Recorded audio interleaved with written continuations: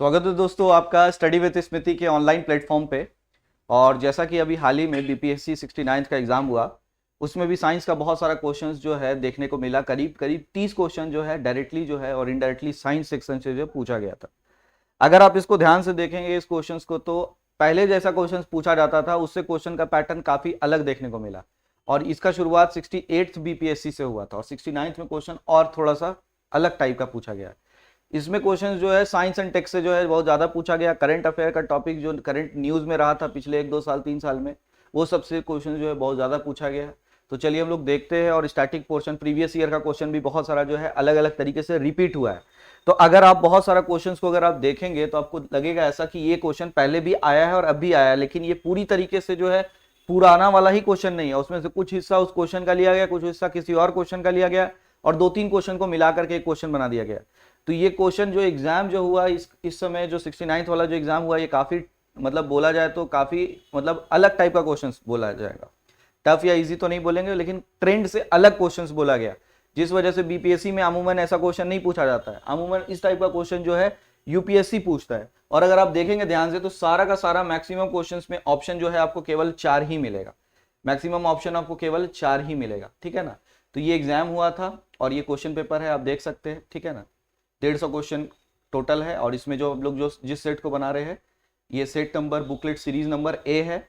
तो जो भी अपना अपना कर रहे होंगे, सॉल्व कर रहे होंगे अलग अलग सीरीज नंबर ए में 1 से स्टार्ट हुआ है साइंस। 1 से लेकर के 30 तक साइंस का पोर्शन है। तो चलिए हम लोग शुरू करते हैं। ये क्वेश्चंस जो है आया हुआ है, तो इंग्लिश हिंदी दोनों वाले आप लोग देख सकते हैं। हम दोनों बाइलिंगुअल ही करते चलेंगे हम लोग इसको।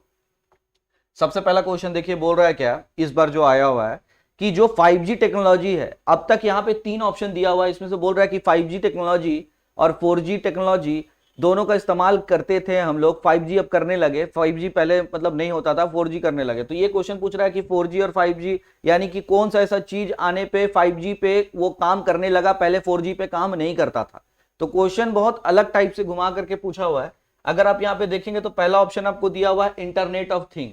इंटरनेट ऑफ थिंग, तो क्या हमको जानना होगा, क्या इंटरनेट ऑफ थिंग 4G पे नहीं चलता था? चलता था, लेकिन उतना इफेक्टिवली नहीं चलता था। लेकिन क्या चलता था? नहीं। लेकिन 5G में अगर आप देखेंगे तो 5G में और बेहतर हो गया। अगला है एज कंप्यूटिंग, डाटा स्टोरेज के लिए काम किया जाता है। क्या ये 4G पे काम नहीं करता था? करता था। 4G पे ही आज तक हम लोग यूज करते थे, 5G पे और बेटर करेगा। नेटवर्क स्लाइसिंग, नेटवर्क स्लाइसिंग अगर आप देखेंगे तो नेटवर्क स्लाइसिंग 4G पे काम नहीं करता था, 5G पे करेगा, ठीक है। तो आपसे यहां पे पूछा कि कौन सा तकनीक जो है 5G मोबाइल संचार नेटवर्क द्वारा सक्षम की जाएगी। तो असल में देखा जाए तो ये भी और ये भी होना चाहिए। लेकिन अब कौन सा अगर आपसे पूछा जाएगा कि 5G आने के बाद कौन सा संचालित की जाएगी, अगर ऐसा होता ऑप्शन तो 3 नंबर तो होना ही था।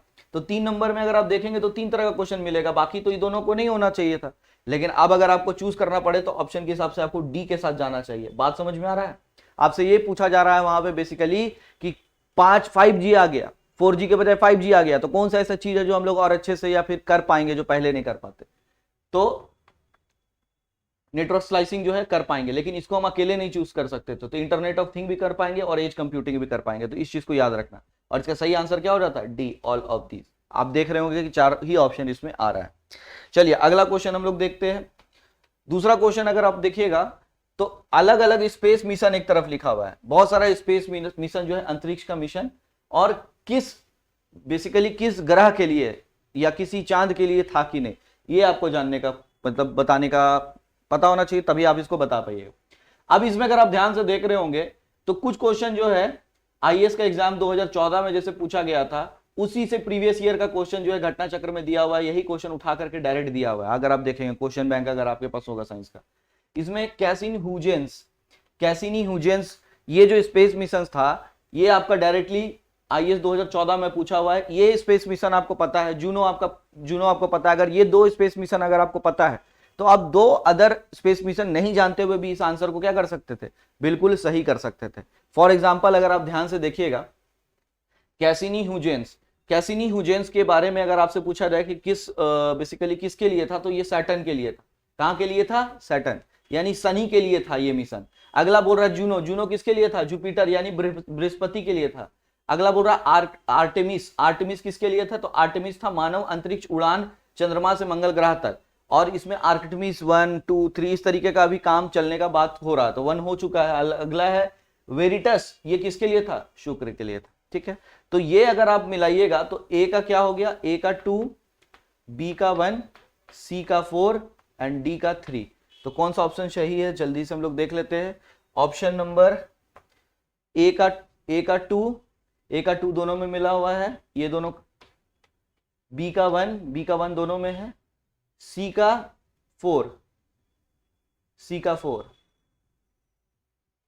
4 सॉरी यहीं पर आप देख लीजिए, ये दोनों ऑप्शन, बी का 1 बी का 3, ये गलत हो गया। सही ऑप्शन हो गया ऑप्शन नंबर ए। आप मैच करिएगा आराम से देख करके, ठीक है।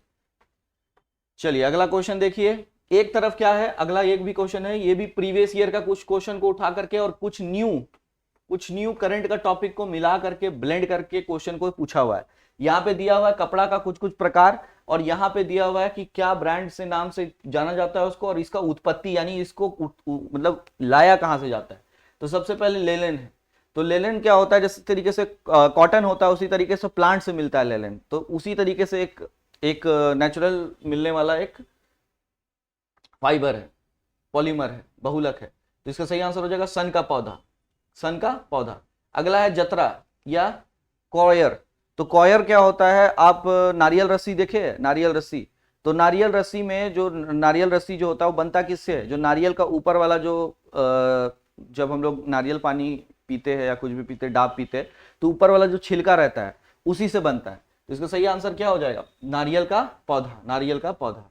अगला बोल रहा है मोहायार, बत्तख, गीज। मोहायार हो गया अंगोरा बकरी, ये कहाँ मिलता है? जम्मू एंड कश्मीर। अंगोरा, मोहायार एक ब्रांड है जो किससे मिलता है? अंगोरा बकरी, यानी एक बकरी का प्रजाति है अंगोरा, जम्मू एंड कश्मीर में मिलता है, उसी से मिलता है हमको अंगोरा वूल, और उसी का एक ब्रांड है मोहायार। और डी में हो गया डाउन में अगर आप देखिएगा तो बत्तख के गीज। जो बत्तख या गीज होता है ना स्पेशल टाइप का, उसके जो छाती वाला पोर्शन होता है, ब्रेस्ट वाला पोर्शन, उसका फेदर को निकाल करके एक स्पेशल टाइप का जो है मटेरियल बनाया जाता है, उसको बोला जाता है डाउन। तो इसका सही आंसर अगेन क्या हो जाता है? ए का 2 बी का 1, ए का 2 बी का 1, सी का 4 एंड डी का 3। सही आंसर हम लोग इसको मैच कर लेते हैं। ए का 2 बी का 1, सी का 4, डी का 3, ऑप्शन नंबर सी इसका सही आंसर हो जाता है। चलिए अगला क्वेश्चन देखते हैं हम लोग। क्वेश्चन नंबर 4, एक बीमारी के बारे में बोला जा रहा है, डिजीज से रिलेटेड ये क्वेश्चन है, ठीक है ना। डिजीज से रिलेटेड बोल रहा है कि एक बीमारी होता है जिसका नाम है टेनियासिस। टेनियासिस क्या ये आंत से संबंधित एक रोग है? क्या ये कथन सही है? कथन आपको विचार करना है और सही कथन का आपको चुनाव करना है इसमें। टेनियासिस एक आंत का संक्रमण है जो टेपवर्म की 3 प्रजातियां यानी टेनिया सोलियम, टेनिया सगिटानाटा और टेनिया एशियाटिका इसके कारण होता है। क्या ये बात सही है? बिल्कुल सही है। ये जो टेनिया सोलियम होता है ये पॉर्क में मिलता है, सुअर का चर्बी में मिलता है। जो टेनिया सगिनाटा होता है ये आपको बीफ में मिलता है। फॉरेन में बहुत सारे लोग क्या होता है कि हाफ कुक मीट वगैरह खाता है, इन जनरल आधा पका हुआ खाना। तो अगर मांस आधा पका हुआ रहेगा और इस तरीके का टेपवर्म अगर उसमें होगा तो क्या होगा? उसका आंत में संक्रमण हो सकता है। तो क्या ये बात सही है? तो बिल्कुल सही है। अगला बोल रहा है जब मस्तिष्क में सिस्ट विकसित हो जाते हैं तो इस स्थिति को न्यूरोसिस्टोक्रोसिस बोलते हैं। क्या ये कथन सही है? तो आपको पता होना चाहिए कि जो न्यूरोसिस्टोक्रोसिस होता है जिसको हम लोग शॉर्ट में एनसीसी बोलते हैं, ये डिजीज जो होता है ये सिस्ट के कारण नहीं होता है। ब्रेन में सिस्ट के कारण नहीं होता है, ये भी टेपवर्म के कारण होता है। टेनियासिस, और कौन सा टेपवर्म? टेनियासिस सोलियम के कारण होता है।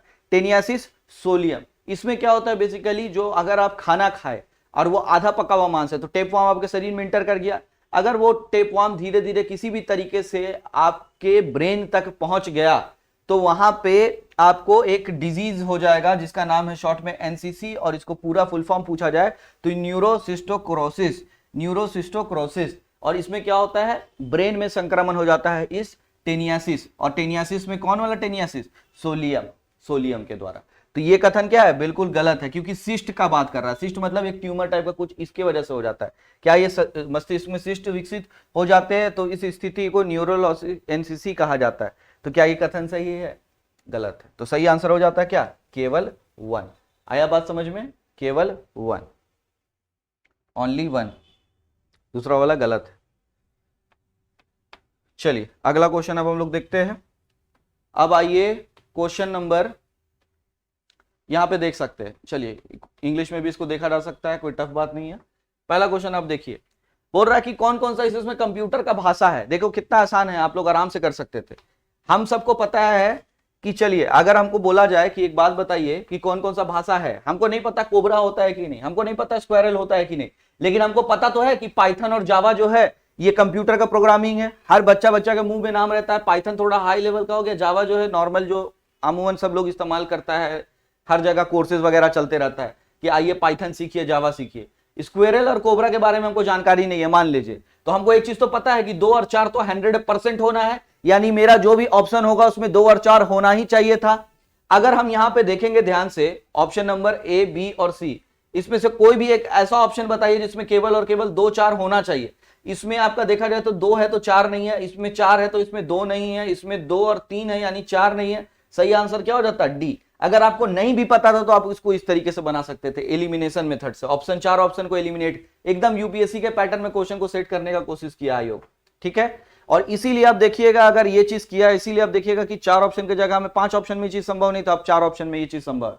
तो कहीं ना कहीं यूपीएससी के पैटर्न में इसको सेट करने का कोशिश किया गया है कि अगर आपको पूरा का पूरा ऑप्शन के बारे में जानकारी नहीं है, 1 2 3 ऑप्शन भी अगर आपको आता है तो उसी से आप आंसर तक पहुंच सकते थे।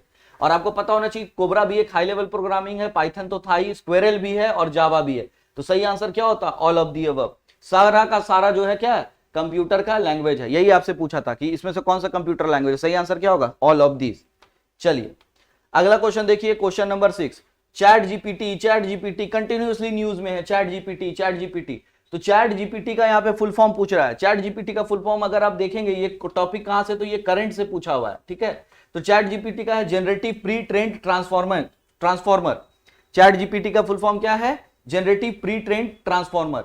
अगर आप इसको ध्यान से देख रहे होंगे इस क्वेश्चन को, तो आपको एक चीज पता चल रहा होगा, ये क्वेश्चन कहां का है, डायरेक्टली करंट अफेयर से पूछा हुआ और कंटिन्यूअसली ये न्यूज में चल रहा था। Chat GPT social media site में, वेबसाइट में, गूगल में, हर जगह, यूट्यूब में, जहां भी देखिएगा चैट जीपीटी का जिक्र चल रहा था। अगर आपसे आगे चल करके पूछ ले कि इसको बनाया कौन है, तो इसको बनाया है ओपन एआई। और एआई का मतलब होता है आर्टिफिशियल इंटेलिजेंस। चैट जीपीटी किस पे वर्क करता है, आर्टिफिशियल इंटेलिजेंस, ठीक है ना। अब आपसे यहां पे पूछ सकता है कि आर्टिफिशियल इंटेलिजेंस जो हो रहा है ये किस टाइप का कंप्यूटर में काम करता है। 2 तरह का कंप्यूटर हो सकता है, एक होता है सुपर कंप्यूटर और दूसरा होता है क्वांटम कंप्यूटर। इस चीज को याद रखना, सुपर कंप्यूटर और क्वांटम कंप्यूटर में क्या अंतर है। ये जो आर्टिफिशियल इंटेलिजेंस है ये सुपर कंप्यूटर में काम नहीं कर सकता है, ये केवल और केवल किस में काम करेगा, आर्टिफिशियल इंटेलिजेंस क्वांटम कंप्यूटर में। बोलेगा सर क्या होता है, तो सुपर कंप्यूटर एक ऐसा कंप्यूटर होता है जो एक समय में एक ही काम कर सकता है लेकिन बहुत तेजी से कर सकता है। और क्वांटम कंप्यूटर क्या होता है कि एक समय में बहुत सारा काम कर सकता है और बहुत एक्यूरेसी और तेजी से कर सकता है। तो कोई भी चीज को अगर आर्टिफिशियल इंटेलिजेंस, इंसान क्या कर सकता है, एक ही समय में बहुत सारा काम कर पाता है। जैसे खा भी रहा है तो कोई फोन में कुछ भी देख पा रहा है, तो ऐसा क्यों कर पाता है, मल्टीटास्किंग होता है। तो मल्टीटास्किंग कार्य को करने के लिए कैसा कंप्यूटर चाहिए, क्वांटम कंप्यूटर। और सुपर कंप्यूटर क्या होता है, सिंगल टास्क करता है, एक समय में एक ही काम खत्म करेगा, फिर दूसरा करेगा, खत्म करेगा, फिर तीसरा करेगा। क्यों ऐसा कर पाता है, क्योंकि सुपर कंप्यूटर में जो कोडिंग होता है कंप्यूटर का, या तो 0 होगा या तो 1 होगा, और इसी को बोलते हैं बाइनरी कोडिंग। क्या बोलते हैं, बाइनरी कोडिंग, या तो 0 या तो 1। लेकिन क्वांटम कंप्यूटर जो होता है वो क्वांटरी कोडिंग पे काम करता है, यानी या तो वहां 0 भी हो सकता है या तो वहां 1 तो हो सकता है, यानी बाइनरी की तरह 0 1 तो होता ही है। इसके अलावा 2 कंडीशन 2 तरह से और हो सकता है, 0 से लेकर के 1 तक का कुछ भी वैल्यू हो सकता है। तो इंफिनिटी हो गया कॉम्बिनेशन, 0.001, 0.002, 0.003, इस तरीके से कुछ भी हो सकता है कंटिन्यूअसली। और अगर यहां पे अगर आप देखिएगा तो तीसरा चौथा कंडीशन ये हो सकता है कि 0 और 1 दोनों एक साथ आ सकता है। तो क्वांटम कंप्यूटर में ये 4 पॉसिबिलिटी होता है, सुपर कंप्यूटर में केवल 2 पॉसिबिलिटी होता है। इसलिए आर्टिफिशियल इंटेलिजेंस के लिए अगला क्वेश्चन अगर कभी पूछ लिया किसका इस्तेमाल करते हैं, सुपर कंप्यूटर या क्वांटम कंप्यूटर, तुरंत बोलना है क्वांटम कंप्यूटर। पूछ दिया क्वांटम कंप्यूटर सुपर कंप्यूटर में क्या अंतर है, तो क्वांटम कंप्यूटर एक समय में बहुत सारा काम कर सकता है, सुपर कंप्यूटर एक समय में एक ही काम कर सकता है। बोलेगा कि और क्वेश्चन टफ करके पूछ लिया कभी कि किस तरीके से अलग होता है, तो इसमें 0 1 दोनों हो सकता है, 0 और 1 के बीच में कुछ भी हो सकता है, और 0 1 दोनों एक साथ भी हो सकता है। जबकि बाइनरी कोडिंग में या तो 0 होगा या तो 1 होगा, एक समय में दोनों एक साथ नहीं आता है। तो इसका सही आंसर क्या हो जाता है, ऑप्शन नंबर डी। आया बात समझ में? और किसके द्वारा चैट जीपीटी को बनाया गया है? Open AI. ठीक है, चलिए अगला क्वेश्चन अगर आप यहां पे देखिएगा तो क्वेश्चन नंबर अब हम लोग 7 पहुंच गए। बोल रहा है कि हम लोग का जो जुबान है, हम लोग का जो टंग है, किस किस स्वाद को जो है चख सकता है और किसको किसको चख नहीं सकता है। तो आपसे पूछ रहा है कि किसको चख नहीं सकता है। अब इसमें एक स्पेशल टाइप का जो है आपको स्वाद देखने को मिलेगा और उसमें कंफ्यूज नहीं होना है और उसमें डरना नहीं है। पहला आप देखिए क्वेश्चन, यहां पे देखिएगा तो स्वीट, स्वीट मतलब होता है मीठा, बीटर मतलब हो गया कड़वा, साल्टी मतलब हो गया नमकीन, स्पाइसी एक हो गया, उमामी क्या होता है? तो उमामी कभी अगर आप सी फूड वगैरह खाइएगा, समुद्री मछली खाइएगा, समुद्री कोई खाना खाइएगा, तो उसको जब खाते हैं तो एक अलग टाइप का स्वाद आता है, एक अलग टाइप का स्वाद आता है, थोड़ा टोबैको टाइप का महकता है। तो वो स्वाद जो होता है उसी स्वाद को क्या बोलते हैं? उमामी स्वाद। अगला है सोर यानी खट्टा, और सातवां है पंजेंट। पंजेंट कोई स्वाद होता है, पंजेंट मतलब बदबूदार, बदबूदार कोई स्वाद होता है। तो बदबूदार स्वाद नहीं होता है, बदबूदार सुगंध हो सकता है, पंजेंट स्मेल, खट्टापन होगा उसमें थोड़ा सा। ठीक है ना? जैसे अल्कोहल, अल्कोहल किस टाइप का स्मेल करता है? पंजेंट। ठीक है ना? एसिड कैसा स्मेल करता है? पंजेंट। महकेंगे तो हल्का सा मतलब खट्टापन या बदबूदार टाइप का महकेगा, थोड़ा सा अजीब टाइप का, पंजेंट टाइप का स्मेल आएगा। तो ये स्मेल होता है, ये स्वाद नहीं होता है। आपसे पूछा कि कौन सा इसमें से टेस्ट नहीं है? टंग का। टंग किसको पहचान नहीं सकता है? अब एक बात पता होना चाहिए, हमारा जो जुबान जो है वो केवल 5 तरह का स्वाद को पहचान सकता है। पहला, कौन सा चीज मीठा है, दूसरा कौन सा चीज कड़वा है, तीसरा कितना नमकीन है, चौथा उमामी, जैसे कि सी फूड वगैरह खाते हैं तो उसमें जो स्वाद आता है उसको भी हम लोग पहचान सकते हैं, और पांचवा और आखिरी है खट्टा, सोर। इसके अलावा अगर आप स्पाइसी बोलिएगा तो ये जुबान नहीं पहचानता है। इसके अलावा पूछिएगा पंजेंट, तो ये भी जुबान नहीं पहचानता। तो यहां पूछा था कि कौन सा ऐसा टेस्ट है जिसको जुबान जो है उसको बता नहीं सकता है। तो ऑप्शन नंबर 4 और 7, इसमें पूछा था कि कौन सा नहीं है। तो ऑप्शन नंबर 4 और 7, 4 और 7। अब देखिए यहाँ पे अलग अलग डिजीज दिया हुआ है। ठीक है ना? अगर आप देखिएगा तो एनोरेक्सिया, ये भी आपका प्रीवियस ईयर का डायरेक्ट क्वेश्चन है। अगर आप घटना चक्र वगैरह बनाए होंगे, क्वेश्चन बैंक बनाए होंगे, तो उसमें आपको देख रहा होगा कि सीधा सीधी क्वेश्चन है, एनोरेक्सिया किससे संबंधित डिजीज है? तो एनोरेक्सिया ईटिंग डिसऑर्डर है। अगर ये बीमारी किसी को हो गया तो वो ओवर ईटिंग करने लगता है, ज्यादा खाने लगता है, मोटापा आने लगता है। इंसोमेनिया अगर किसी को हो गया तो उसको सोने में दिक्कत आएगा, वो पूरा सोने का कोशिश करेगा बट उसका नींद पूरा नहीं हो पाएगा जल्दी से जल्दी। डायस्पोनिया अगर पूछा जाएगा क्या होगा, तो इसमें क्या होता है? अपनी की तरह सांस तेज चलने लगता है। इंसान बहुत कोशिश करता है लेकिन सांस लेता है लेकिन बहुत तेज तेज लेता है। ठीक है ना? सांस लेने में दिक्कत आने लगता है। लेकिन इसको एस्थमा से कंपेयर मत कीजिएगा। एस्थमा एक अलग सिचुएशन होता है, उसमें क्या होता है कि जैसे ये इनहेलर लेता है इंसान तो वो नॉर्मल हो जाता है, लेकिन इसका ये बाय डिफॉल्ट ऐसा ही चलता है, उसको हपनी टाइप का परमानेंट हो जाता है। तो उसको कौन सा बीमारी हो गया? डायस्पोनिया। अगर किसी को एनोसोमिया अगर हो गया तो पार्शियल और फुल लॉस ऑफ स्मेल हो गया, यानी कि सूंघने का क्षमता ही क्या होगा? पूरी तरीके से खत्म हो जाएगा, या फिर कुछ हद तक जो है सूंघने का ताकत जो होगा वो कमजोर हो जाएगा। तो सही है। आपसे पूछा था कि कौन करेक्टली मैच है, तो ये और ये 1 और 2 क्या था? बिल्कुल गलत था। क्यों? क्योंकि 1 का आंसर क्या होता? 1 का आंसर ये वाला होता और 2 का आंसर ये वाला होता। ये क्रॉस कर दिया, बाकी 3 और 4 दोनों सही है। तो अगर आपको ऑप्शन चुनना होता तो 3 और 4, ओनली 3 एंड 4 क्या है? करेक्ट है, क्योंकि यहां पे आपसे बोल रहा है कि करेक्ट आंसर कौन सा है वो बताना। तो इसके अलावा अगर आप कोई और टिक किए तो ये क्या हो जाता? बिल्कुल गलत। तो इस टाइप का क्वेश्चन जो है किसी भी एग्जाम में जो है बिल्कुल पूछा जा सकता है। तो नेक्स्ट एग्जाम के लिए अगर आप जा रहे हैं तो तैयार रहिए, इस टाइप का क्वेश्चन जो है पूछा जा सकता है। ठीक है? यहाँ पे हिंदी पे भी दिया हुआ है कि मीठा है, कड़वा है, नमकीन है, मसालेदार। मसालेदार को कभी भी पहचाना जा सकता है? नहीं, ऑब्वियस ही बात है नहीं। और तीखा को नहीं। केवल जुबान किसको किसको समझ सकता है? 5 को, 6 को, 3 को, 2 को और 1 को। मीठा को, कड़वा को, नमकीन को, उमामी को और खट्टा को। इस 5 स्वाद के अलावा जुबान जो है हमारा किसी और स्वाद को पहचानने में सक्षम नहीं है। इसको एकदम याद कर लेना है। ठीक है? इसको याद कर लेना। चलिए,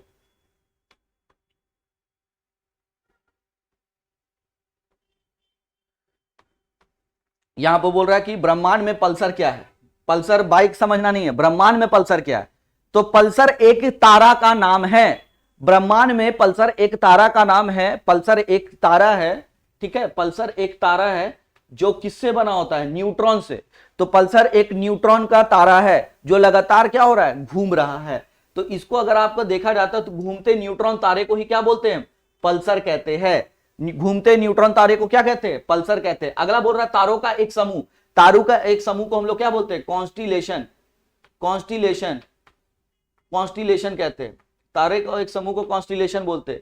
किसी तारे का अगर विस्फोट होता है तो उस विधि उस समय को बोलते हैं सुपरनोवा। सुपरनोवा, उसको क्या बोलते हैं? सुपरनोवा। यहां पे बोल रहा है किसी तारे द्वारा उत्सर्जित रेडियो तरंग, तो पल्सर जो है ये तारे का नाम था, घूमते तारे का नाम था, न्यूट्रॉन का घूमता हुआ तारा का नाम था क्या, पल्सर। लेकिन यहां पे एक ऑप्शन अगर आप देखिएगा तो ये भी मिलता जुलता है और ये काफी हद तक सही है। कैसे?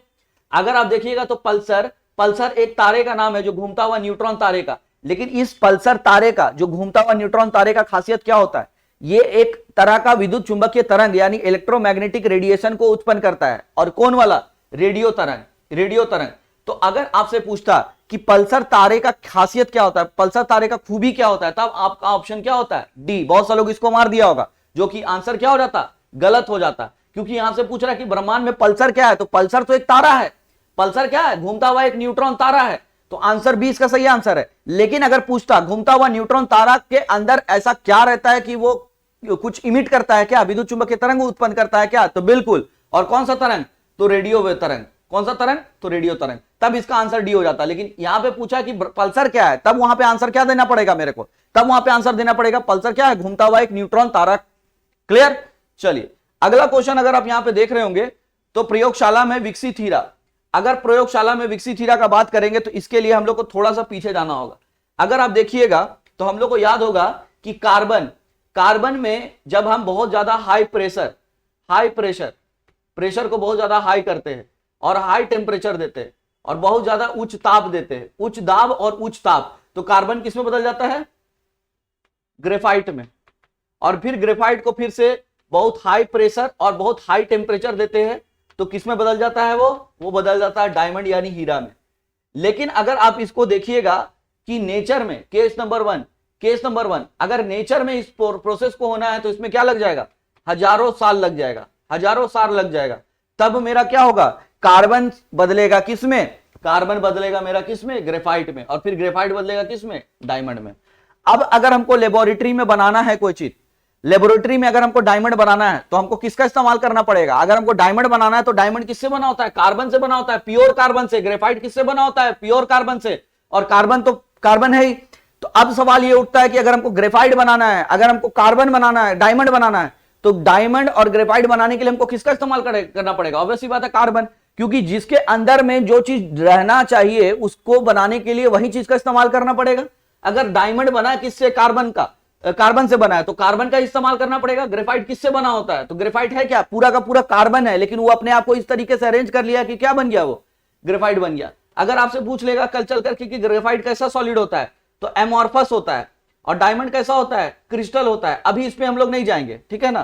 तो एमॉर्फस होने के कारण क्या होता है? ये सुचालक होता है बिजली का, ये कुचालक होता है, जो कि 68 बीपीएससी में पूछा था, ठीक है ना। अब यहां पे दूसरा टाइप से पूछ लिया, पिछले 68 में अलग टाइप से क्वेश्चन पूछा था।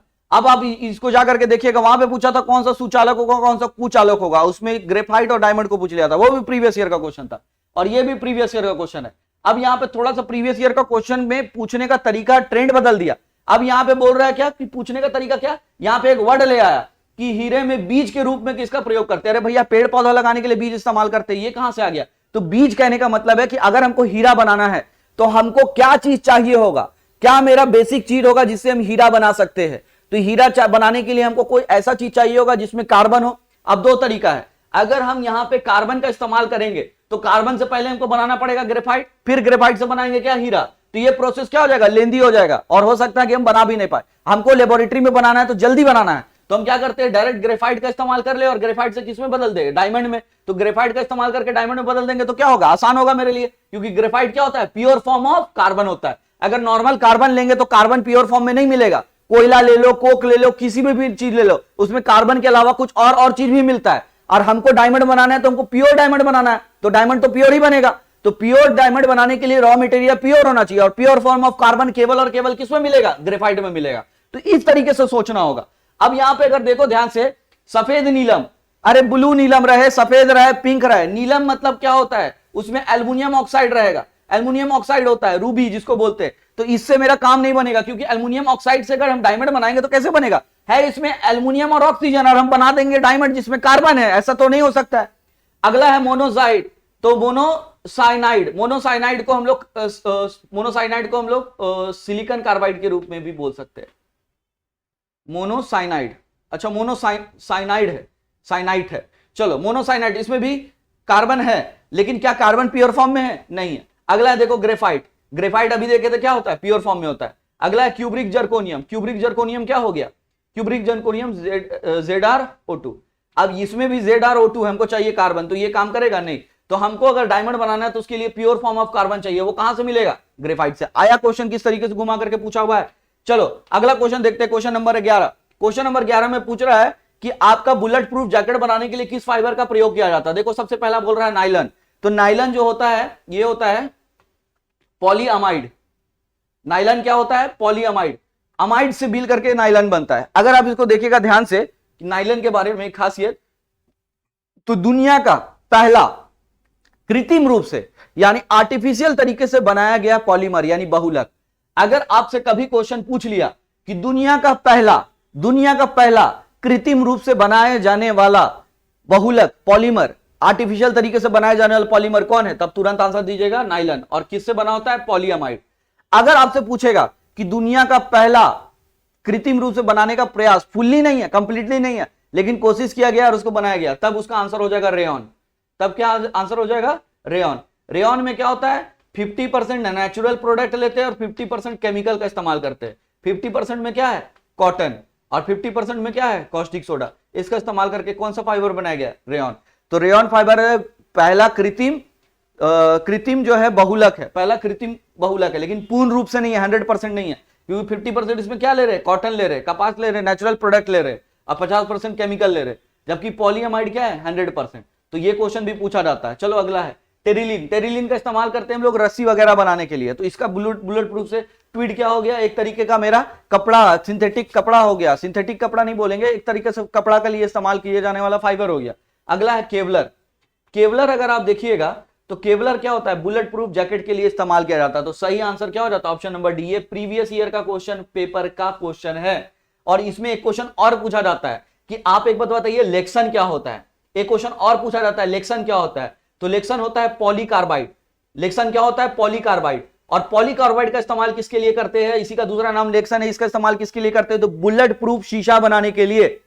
जैसे कि सिद्धू मूसेवाला के ऊपर एक्सीडेंट हुआ तो कंटिन्यूसली न्यूज में चल रहा था कि अगर बुलेट प्रूफ शीशा होता तो गोली नहीं लगता। क्यों ऐसा होता है? तो वो बुलेट प्रूफ जो शीशा होता है वो मटेरियल से बना होता है लेक्सन से, पॉलीकार्बाइड से। उसमें क्या होता है? शीशा का एक स्लैब के ऊपर दूसरा स्लैब जब शीशा का रखा जाता है, उसके बीच में ये लेक्सन यानी पॉलीकार्बाइड का शीट को रख दिया जाता है, और इसी के ऊपर अल्टरनेट शीट जो है शीशा का लगाया जाता है। और इस तरीके से क्या हो जाता है कि जब भी गोली मारा जाता है तो ये शीट जो है उसका पूरा का पूरा जो शॉक है, जो झटका है, जो फोर्स है, उसको एब्जॉर्ब कर लेता है, और शीशा टूट जाता है भले, लेकिन गोली आर पार नहीं हो पाता। तो अगर बुलेट प्रूफ शीशा के बारे में कल चल करके पूछ ले, तब बोलना है लेक्सन और पॉलीकार्बाइड। अगर पूरा बुलेट प्रूफ जैकेट के बारे में पूछ रहा है तो जैकेट के लिए केवलर मटेरियल हो गया। चलिए अगला क्वेश्चन अगर हम लोग देखेंगे, क्वेश्चन नंबर, तो ये भी प्रीवियस ईयर का था, आराम से किया जा सकता था। 12 नंबर में HMX का पूर्ण रूप से HMX इसका फुल फॉर्म पूछ रहा है। तो HMX का फुल फॉर्म होता है दोस्त high melting explosive. High melting explosive.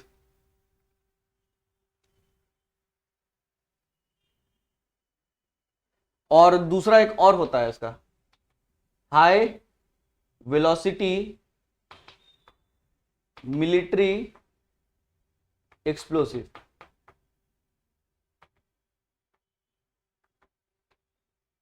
जिस तरीके से हमारा RDX होता है, उसी तरीके से HMX होता है, हाई मेल्टिंग एक्सप्लोसिव।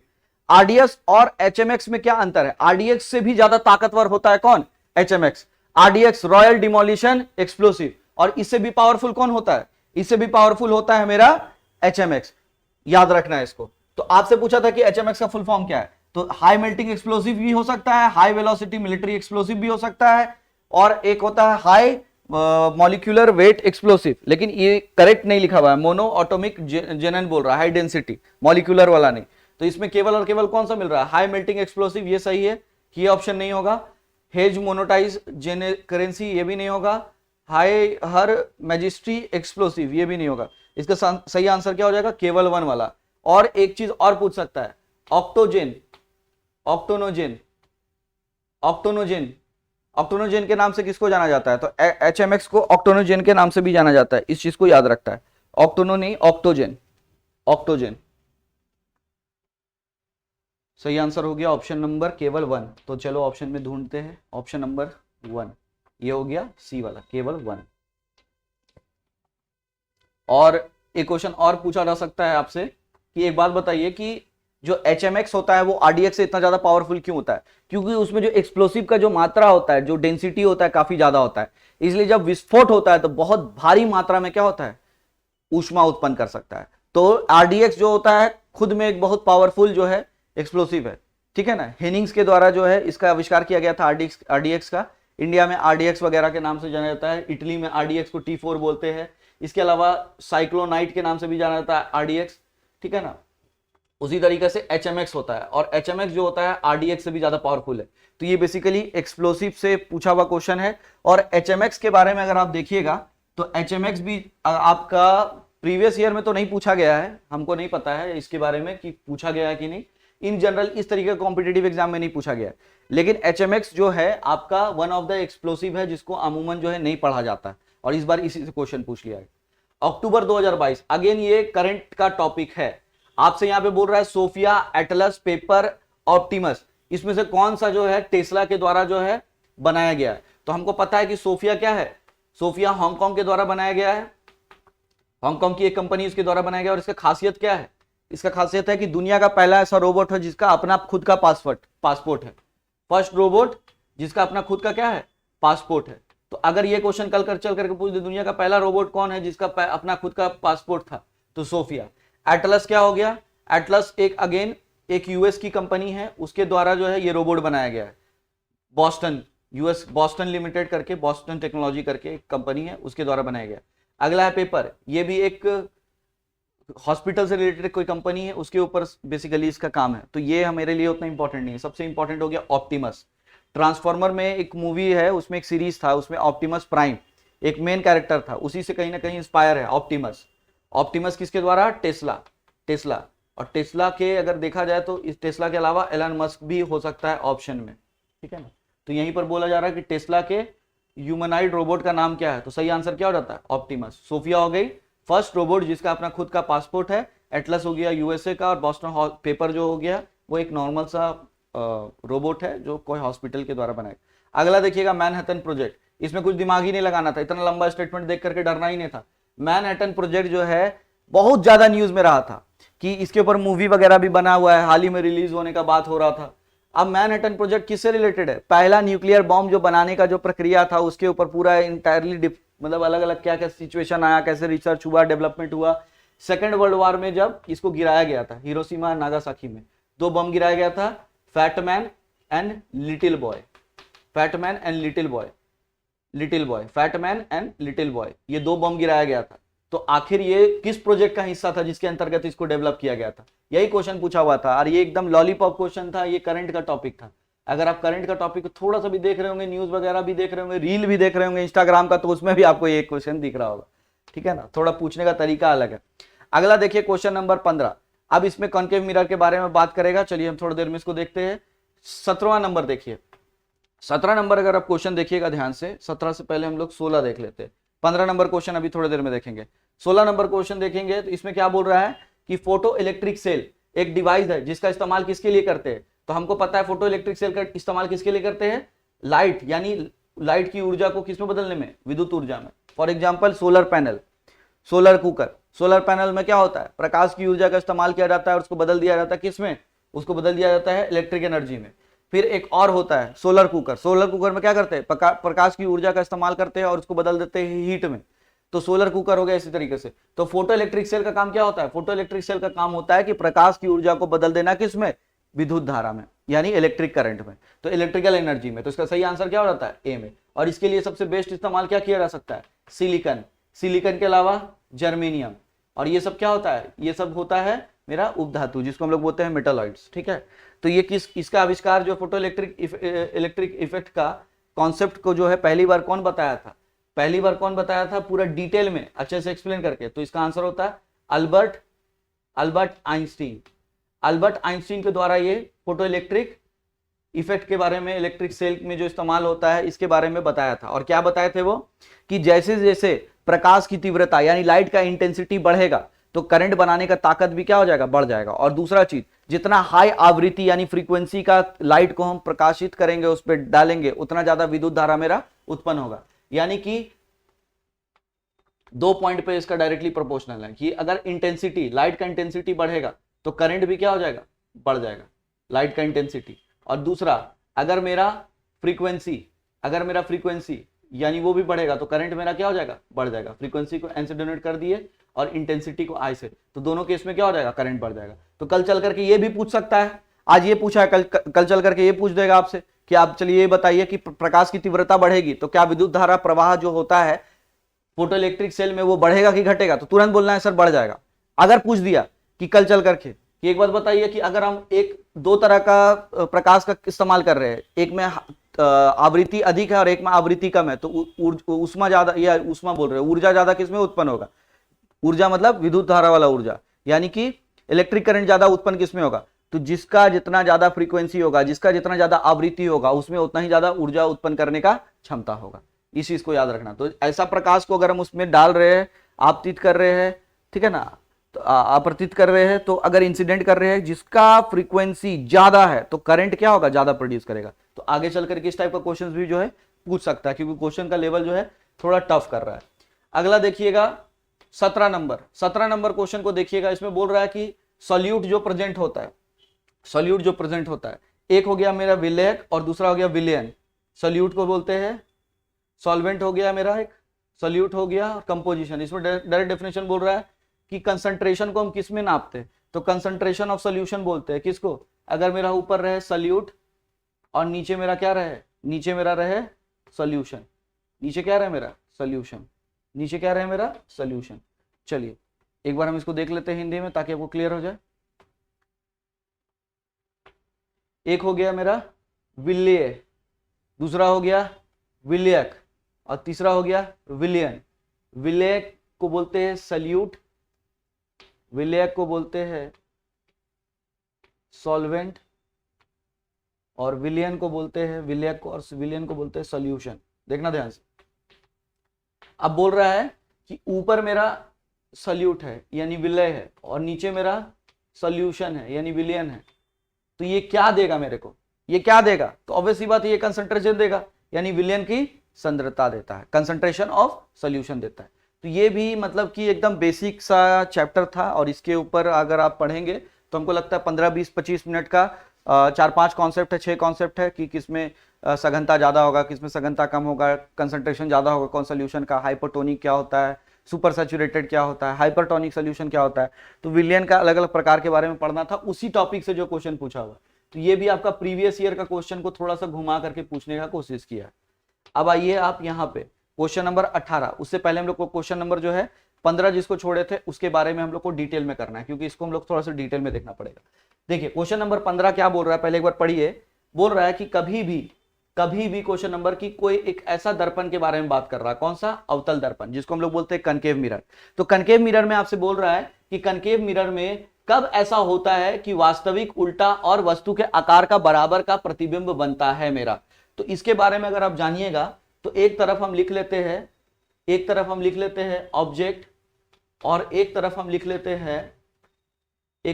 लेते हैं वस्तु, यानी उसका इमेज, वस्तु नहीं उसका प्रतिबिंब, और ये ऑब्जेक्ट एक तरफ हम लिख लेते हैं वस्तु और एक तरफ उसके बारे में लिख लेते हैं इमेज और उसका विशेषता यानी कैरेक्टरिस्टिक्स। अब यहां पे अगर आप ध्यान से देख रहे हो कैरेक्टरिस्टिक्स वगैरह में, सबसे पहला अगर हम अवतल दर्पण ले रहे हैं यानी कनकेव मिरर ले रहे हैं, तो कनकेव मिरर में 6 तरह का केस होता है। पहला केस क्या होता है कि अगर हम ऑब्जेक्ट को कहां पे रखे, इन्फिनिटी पे रखे, अनंत पे रखे, तो वस्तु मेरा कहां पे, प्रतिबिंब कहां पे बनेगा, प्रतिबिंब मेरा फोकस में बनता है। अगर हम इसको बियॉन्ड सी रखे यानी सी के पीछे रखे, अभी दिखाएंगे, बियॉन्ड सी रखे, तो वस्तु मेरा कहां पे बनेगा, वस्तु मेरा बनेगा बिटवीन सी एंड एफ। तीसरा, अगर हम इसको सी पे ही रखें तो प्रतिबिंब कहां बनेगा मेरा, सी पे। चौथा, अगर हम इसको सी एंड एफ के बीच में रखें तो ये कहां पे बनेगा, बियॉन्ड सी, बियॉन्ड सी। पांचवा, अगर हम इसको एफ पे रखें तो ये कहां पे बनेगा, इंफिनिटी। और छठा, अगर हम इसको एफ एंड पी के बीच में रखेंगे तो बिहाइंड द मिरर, यानी मिरर के पीछे, दर्पण के पीछे भी, बिहाइंड द मिरर। अब देखना समझना ये सब क्या हो रहा है, ये चार्ट है, इसको याद रखना है। जब इंफिनिटी पे बनता है तो कैसा होता है, पॉइंट साइज का। जब बिटवीन सी एंड एफ तो थोड़ा सा बड़ा होगा, तो इसको पॉइंट साइज के बजाय अब थोड़ा बोलेंगे इसको स्मॉल। तीसरा में सी में क्या हो जाएगा, सेम साइज का। बियॉन्ड सी में क्या हो जाएगा, लार्ज हो जाएगा। इंफिनिटी में क्या हो जाएगा, very large. Behind the mirror में भी क्या होगा, very large. But behind the mirror में वेरी लार्ज होगा और काल्पनिक यानी वर्चुअल होगा। बाकी इसमें सारा का सारा वास्तविक प्रतिबिंब होगा। ये 6 का 6 केस में क्या होगा, वास्तविक होगा, यानी रियल होगा। लेकिन ये वाला केस में क्या होगा, ये वाला केस में वर्चुअल यानी काल्पनिक बनेगा। तो ये हमको पता है। अब हम दिखाते हैं इसको किस तरीके से इसको समझ में आएगा। आपको देखना ध्यान से, यहाँ पे इस चीज को याद रखना। अब यहाँ पे एक पेज ले रहे हैं और इसको समझने का कोशिश कर रहे हैं। देखिए ध्यान से, ये मेरा क्या है, ये मेरा एक अवतल दर्पण है। अवतल यानी कनकेव मिरर। ये क्या है, मेरा एक कनकेव मिरर है, ठीक है। ये हो गया मेरा पोल, ये हो गया मेरा पोल, ये हो गया मेरा फोकस, ये हो गया मेरा सेंटर ऑफ कर्वेचर। अब देखना ध्यान से, ये 2 पेन का एग्जांपल लेकर के हम बता रहे हैं। इस चीज को समझने का कोशिश करना। 2 का एग्जांपल लेकर के देखें। पहला देखो, यहाँ पे पहला, अगर मेरा प्रतिबिंब, वस्तु मेरा कहां पे है, अनंत पे। यहाँ पे देखो, वस्तु मेरा कहां पे, अनंत पे। तो इमेज कहां बन रहा है मेरा, तो इमेज कहां बन रहा है मेरा, तो इमेज मेरा बन रहा है यहाँ पे। वस्तु मेरा कहां है, अनंत पे, यहाँ पे। तो इमेज कहां बन रहा है, यहाँ पे। वस्तु मेरा अनंत पे, तो इमेज कहां बन रहा है, यहाँ पे। वस्तु को थोड़ा सा आगे लेकर के आए तो इमेज कहां आ गया, यहां आ गया, ठीक है। दूसरा केस। तीसरा केस क्या किया, हम इमेज को, वस्तु को कहां रख दिए, यहाँ। तो इमेज कहां आ गया मेरा, सी पे। तीसरा केस क्या किए हम, वस्तु को सी और एफ के बीच में ले गए। तो अब मेरा प्रतिबिंब जो इसका बनना था, यानी इमेज जो बनना था, वो कहां से रख के चला गया, इधर चला गया। अब हम इसको क्या किए, उठा करके एफ पे ले आए, तो ये कहां चला गया, अनंत पे। अब इसको एफ और पी के बीच में हम ले आए, तो एफ और पी के बीच में ले आए, तो अब इधर बनने के बजाय किधर आ गया, इधर आ गया। तो इसी को बोलते हैं बिहाइंड द मिरर। अब देखना ध्यान से क्या हो रहा है। पहला अगर तुम देखोगे तो इसको ऊपर वाला को जैसे तुम सरका के इधर ला रहे हो, तो इमेज मेरा किधर सरक रहा है, इधर सरक रहा है। इसी को हम लोग स्टडी करते हैं। अब इसमें पूछा जाएगा कि फोकस क्या होता है, तो फोकस क्या होता है, तो फोकस के बारे में अगर पूछ देगा कि फोकस क्या होता है, तो तुरंत बताना है कि जब प्रकाश की किरणें जब इस मिरर से टकराती है, ठीक है ना, और आपतित होने के बाद जिस पॉइंट से मिलती है आकर के, जिस पॉइंट पर के सब आकर के मिलती है, उस पॉइंट को क्या बोलते हैं, उसी पॉइंट को फोकस बोलते हैं, ठीक है। और सी किसको बोलते हैं, इसी को बोलते हैं सी। इसका मतलब होता है centre of curvature, centre of curvature, centre of curvature. तो सेंटर ऑफ कर्वेचर, इसी को ध्रुव बोल देंगे। सेंटर ऑफ कर्वेचर किसको बोलेंगे, तो सेंटर ऑफ केंद्र बोलते हैं। कि अगर हम पूरा का पूरा इस मिरर का देखा जाए तो मिरर का जो केंद्र होता है वो कहां पे होता है, इसी पे होता है। तो केंद्र बिंदु होता है किसी भी दर्पण का। और इस दर्पण, कौन सा दर्पण देख रहे हैं हम लोग, अवतल दर्पण। और अवतल दर्पण में जो फोकल लेंथ के बारे में पूछा जाता है कि फोकल लेंथ क्या होता है, तो याद रखना, फोकस और पोल, इस पोल के बीच की जो दूरी होती है उसी को क्या बोलते हैं, इसी को हम लोग बोलते हैं फोकल लेंथ, इसी को बोलते हैं फोकल लेंथ। तो फोकल लेंथ अगर आपसे पूछ दे कि अवतल दर्पण का फोकल लेंथ क्या होता है, पॉजिटिव या नेगेटिव, तो याद रखना हमेशा नेगेटिव होता है। अब इसके बारे में हम लोग चलिए एक एक करके केस देख लेते हैं। केस नंबर 1, केस नंबर 1 देखना ध्यान से, जल्दी जल्दी हम लोग इसको देखेंगे। केस नंबर 1, ताकि अच्छे से आपको समझ में आ सके। केस नंबर 1 में अगर देखिएगा, यहाँ पे पोल है, यहाँ पे मेरा फोकस है, और यहाँ पे सेंटर ऑफ कर्वेचर है। अगर मेरा वस्तु कहाँ पे रखा हुआ है, वस्तु मेरा अनंत पे रखा हुआ है, देखना ध्यान से, वस्तु मेरा अनंत पे रखा हुआ है। वस्तु अगर मेरा अनंत पे रखा हुआ है, वस्तु मेरा अगर अनंत पे रखा हुआ है, तो उसको इस तरीके से डॉटेड लाइन से दिखाते हैं, ठीक है। टकराया, कहां से मिला, फोकस से पार हुआ। अनंत पे रखा हुआ है, टकराया, कहां से पार हुआ, फोकस से पार हुआ। एरो से दिखा दो, कहां से पार हुआ, फोकस से। तो कहां पे मिल रहा है सब आकर के, फोकस पे। तो जब मेरा वस्तु कहां पे रखा, वस्तु था मेरा इंफिनिटी पे, कहां पे था, इंफिनिटी पे। तो इसका प्रतिबिंब कहां पे बना, इसका प्रतिबिंब बना कहां पे, फोकस पे। फोकस पे बना क्या चीज, इमेज। इमेज कहां बना, फोकस पे। तो यही चीज पूछा जाता है कि वस्तु को जब अवतल दर्पण में कहां पे रखे, अनंत पे, तो उसका प्रतिबिंब कहां पे बनता है, फोकस में। Case number 1। केस नंबर 2 देखो, केस नंबर 2 अगर आपसे पूछ लेता, केस नंबर 2, आप इस दर्पण को देखो, यहाँ पे देखो, चलो इसको अगर आप देखोगे यहाँ पे, तो देखोगे सबसे पहले यहाँ पे पोल है, यहाँ पे फोकस है, यहाँ पे मेरा कर्वेचर है। अब इसको बियॉन्ड सी यानी अनंत में नहीं, थोड़ा सा और आगे ले आए। अब ये टकराने के बाद यहाँ से पार हुआ, ये टकराने के बाद यहाँ से पार हुआ, और अब इमेज कहां पे, प्रतिबिंब कहां बन रहा है, सी और एफ के बीच में। यानी अब अगर मेरा वस्तु यानी ऑब्जेक्ट कहां पे रखा हुआ है, अगर ऑब्जेक्ट मेरा कहां पे रखा हुआ है, बियॉन्ड सी, हिंदी में इसको बोलते हैं सी के पीछे, सी के पीछे। पहले में क्या रखा हुआ था, अनंत, समझ लो यहां से सूरज की दूरी को क्या मान लो, अनंत मान लो, वहां पे रखा हुआ था। अब उसको थोड़ा सा चांद तक ले आए, यानी कि अब तो दूर है लेकिन अभी भी क्या है कि बहुत ज्यादा दूर नहीं है। अब चांद क्या है, उसके सूरज के मुकाबले बहुत नजदीक है। तो सूरज का आकार पृथ्वी से बहुत ज्यादा गुना बड़ा है, लेकिन फिर भी वो कितना दिखता है, छोटा दिखता है। क्यों ऐसा होता है, यहाँ पे देखिए, क्योंकि जब कोई भी चीज अनंत पे रखते हैं तो उसका इमेज कहां पे बनता है, फोकस में। और कैसा होता है, वो वास्तविक होता है, वास्तविक होगा यानी रियल होगा, और जो भी प्रतिबिंब रियल होता है वो हमेशा कैसा बनता है, उल्टा। कैसा बनता है, उल्टा, यानी कि इन्वर्टेड। कैसा बनेगा, उल्टा यानी इन्वर्टेड। और कोई भी चीज इन्वर्टेड बनेगा, और कैसा बनेगा, तो पॉइंट साइज का, बिंदु के आकार का, पॉइंट साइज। तो इस चीज को याद रखना, जब भी कोई अनंत में रहता है तो कहां पे बनता है, फोकस पे, और कैसा आकार होता है उसका, पॉइंट साइज। दूसरा वाला केस हम लोग क्या किए, उसको थोड़ा सा आगे ले आए। तो जब आगे ले आए तो कहां पे बन गया, सी और एफ के बीच में। जब वस्तु को कहां पे रखे थे, सी के पीछे, तो अब यहाँ पे जो उसका प्रतिबिंब बन रहा है वो कहां पे बन रहा है, इमेज कहां पे बन रहा है, देखो ध्यान से। अब इसका इमेज बन रहा है सी और एफ के बीच में, सी एंड एफ के बीच में, सी एंड एफ के बीच में, ठीक है, बीच में। अगला एक और स्टेटमेंट ले लेते हैं। अब यहां पे देखो ध्यान से,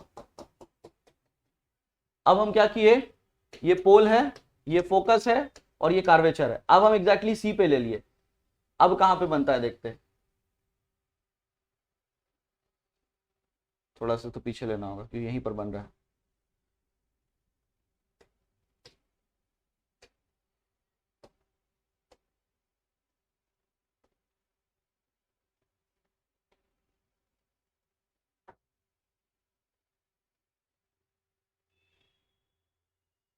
इसको मान लीजिए यहीं पर बन रहा है, ठीक है ना, रफली।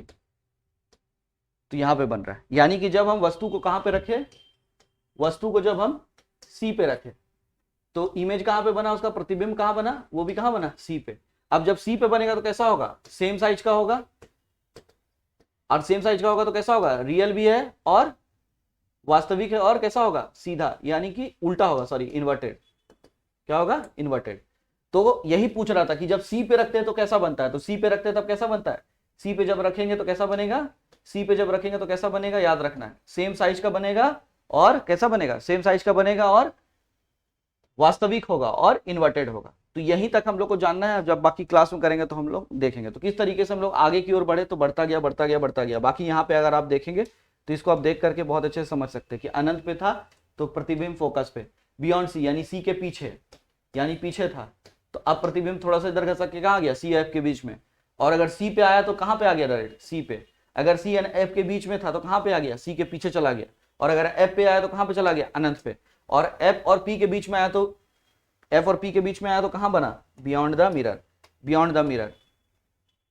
चलिए अब हम लोग आते हैं इसका सही आंसर कि वास्तविक कब बनेगा। तो हमको पता चल गया वक्रता के केंद्र पे, वक्रता के केंद्र पे, इसी को बोलते हैं centre of curvature, centre of curvature, वक्रता बोलते हैं, कर्वेचर को वक्रता बोलते हैं। तो सेंटर ऑफ कर्वेचर यानी वक्रता के केंद्र पर, क्लियर है।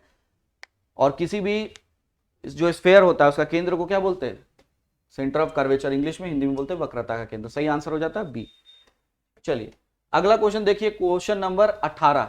यहां पे बोल रहा है कि कोविड वैक्सीन के ऊपर क्वेश्चन पूछा हुआ है, बहुत जबरदस्त, तीन तीन क्वेश्चन जो इसी के ऊपर पूछ दिया। पहला क्वेश्चन पूछा कि कोविड टीकाएं जो है प्रतिरक्षा प्रक्रिया को कैसे पैदा करती है, यानी कि कोविड का वैक्सीन हम लिए, ये पहले का क्वेश्चन है, करंट का टॉपिक था और उसमें ये बहुत ज्यादा कवर किया हुआ था। ये प्रीवियस ईयर का क्वेश्चन नहीं है, ये आपका करंट का क्वेश्चन और प्रीवियस ईयर का क्वेश्चन को मिला करके क्वेश्चन बनाया गया है। और कोविड के ऊपर जो है इस बार तीन जो वैक्सीन है उसके ऊपर पूरा क्वेश्चन ही डिटेल में पूछ लिया, तीनों वैक्सीन पे के क्वेश्चन बना लिया, ठीक है ना। अगर आप देखिएगा कोविड टीकाकरण, तो इसमें 3 तरह का वैक्सीन का इस्तेमाल करते हैं। पहले एक बार समझ लीजिए थ्योरी इसका। 3 तरह का वैक्सीन का इस्तेमाल करते हैं। एक वैक्सीन बोलते हैं नॉर्मल जो वैक्सीन का इस्तेमाल किया जाता है, उसमें हम लोग क्या करते हैं देखिएगा, हमको पता है कि कोरोना वायरस के कारण हमारा शरीर का लंग्स कौन सा हिस्सा प्रभावित हो रहा है, लंग्स वाला पोर्शन।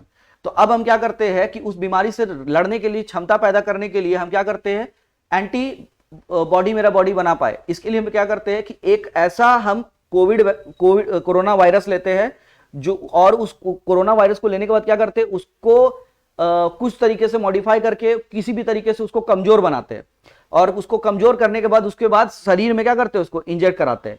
तो अब उसमें कैसे क्या होता है कि जैसे ही उसको कमजोर कराने के बाद शरीर में इंटर कराते हैं, तो उसमें 2 चीज होता है कि पहले जैसे ही वो मतलब शरीर के अंदर गया, शरीर के अंदर जाने के बाद क्या हुआ, अब वो क्या होगा, अब शरीर के अंदर जाने के बाद वो रिएक्शंस पैदा करेगा। जैसे रिएक्शंस पैदा होगा तो सबसे पहला प्रॉब्लम क्या आएगा, सबसे पहला प्रॉब्लम ये आएगा कि अब बॉडी उसके प्रति रिस्पॉन्स करने की कोशिश करेगा। अगर कर पाया तो ठीक है, अगर नहीं कर पाया तो क्या होगा, बॉडी बीमार पड़ जाएगा, और अगर फिर भी ठीक नहीं हो पाया तो क्या होगा, अल्टीमेटली डेथ हो जाएगा।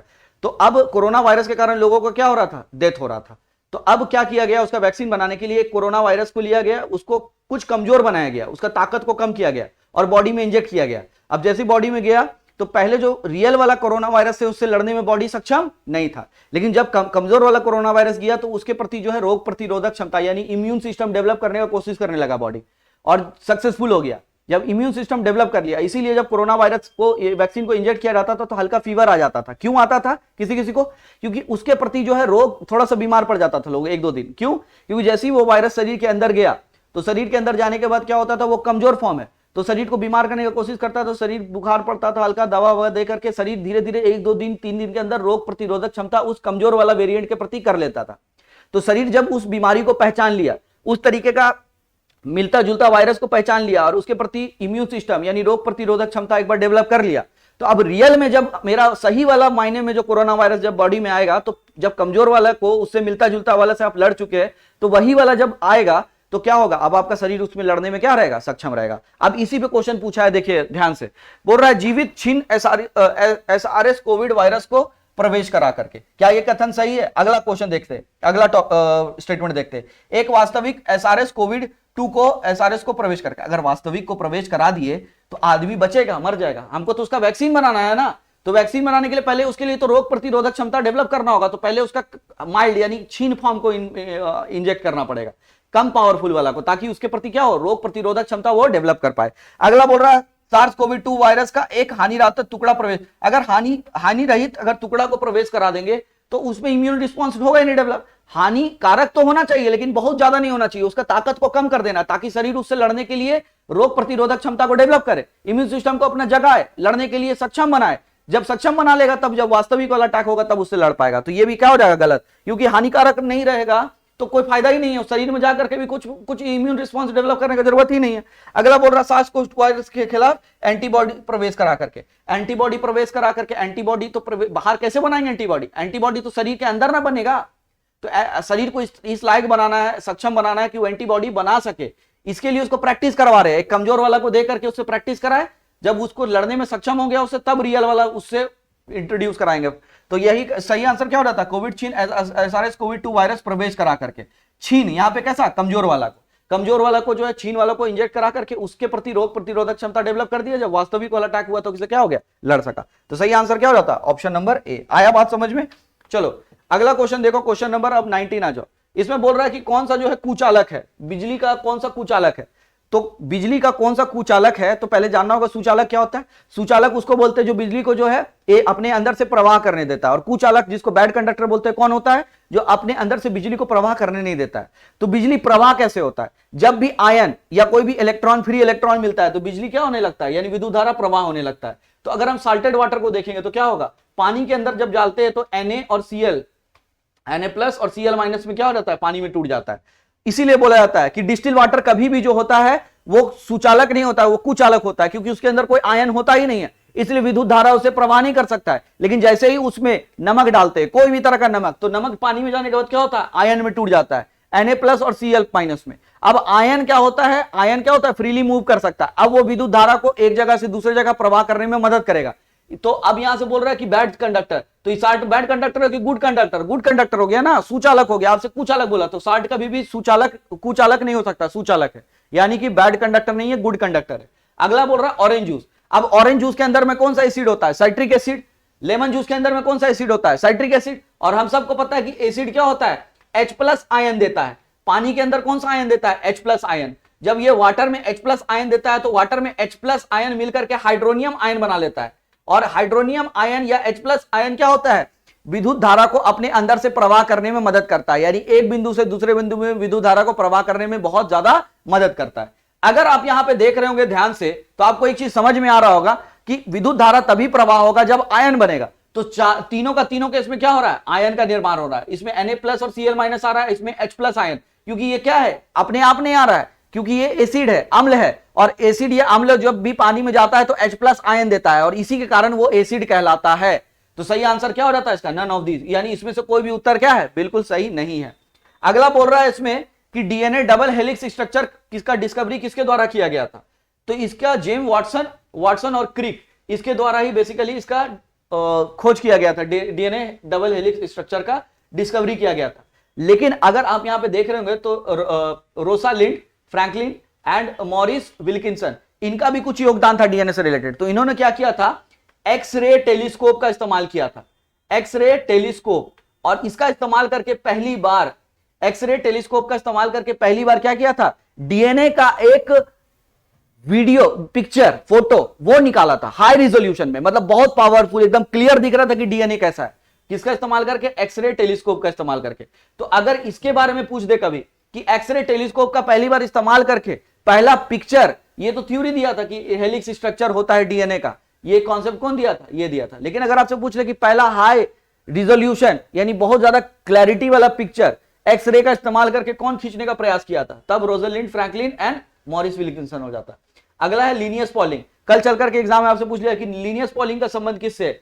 तो sickle cell anaemia, sickle cell anaemia, इसका खोज किया था। और ये कैसा है? हेरिडेटरी डिजीज है, यानी अनुवांशिक डिजीज है। एक जनरेशन से दूसरे जनरेशन में पैदाइश के मतलब पैदाइशी होता है। अब इसको अगर किसी को अगर ये हो गया तो उसमें क्या होता है? हमेशा खून का उसको कमी बना रहता है, ठीक है ना। तो इसका खोज किसके द्वारा किया गया था? Linnaeus polling. अगला है जॉगर मेंडल।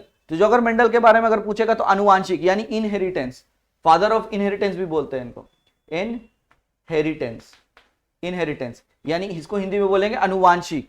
अनुवांशिकी की मतलब कि खोजकर्ता कौन है? George Mendel. इन्होंने क्या बताया कि जैसे आप अपने मामा, पापा, बुआ या मासी या कोई भी आपकी जो है मौसी जो है, कोई भी है, आप कभी भी जाते हैं तो वो हमेशा यही बोलती है कि तुम थोड़ा सा मेरे तरह दिख रहे हो, तुम्हारा बाल ऐसा है, तुम्हारा नाक मेरे पे गया है, कान इस पे गया है, भाव इस पे गया है। ऐसा क्यों होता है? क्योंकि जब हम एक जनरेशन से दूसरे जनरेशन में जाते हैं तो कुछ चीज जो है पीछे वाले जनरेशन का कुछ हिस्सा उस मम्मी के साइड से ले लेते हैं, कुछ हिस्सा पापा के साइड से ले लेते हैं।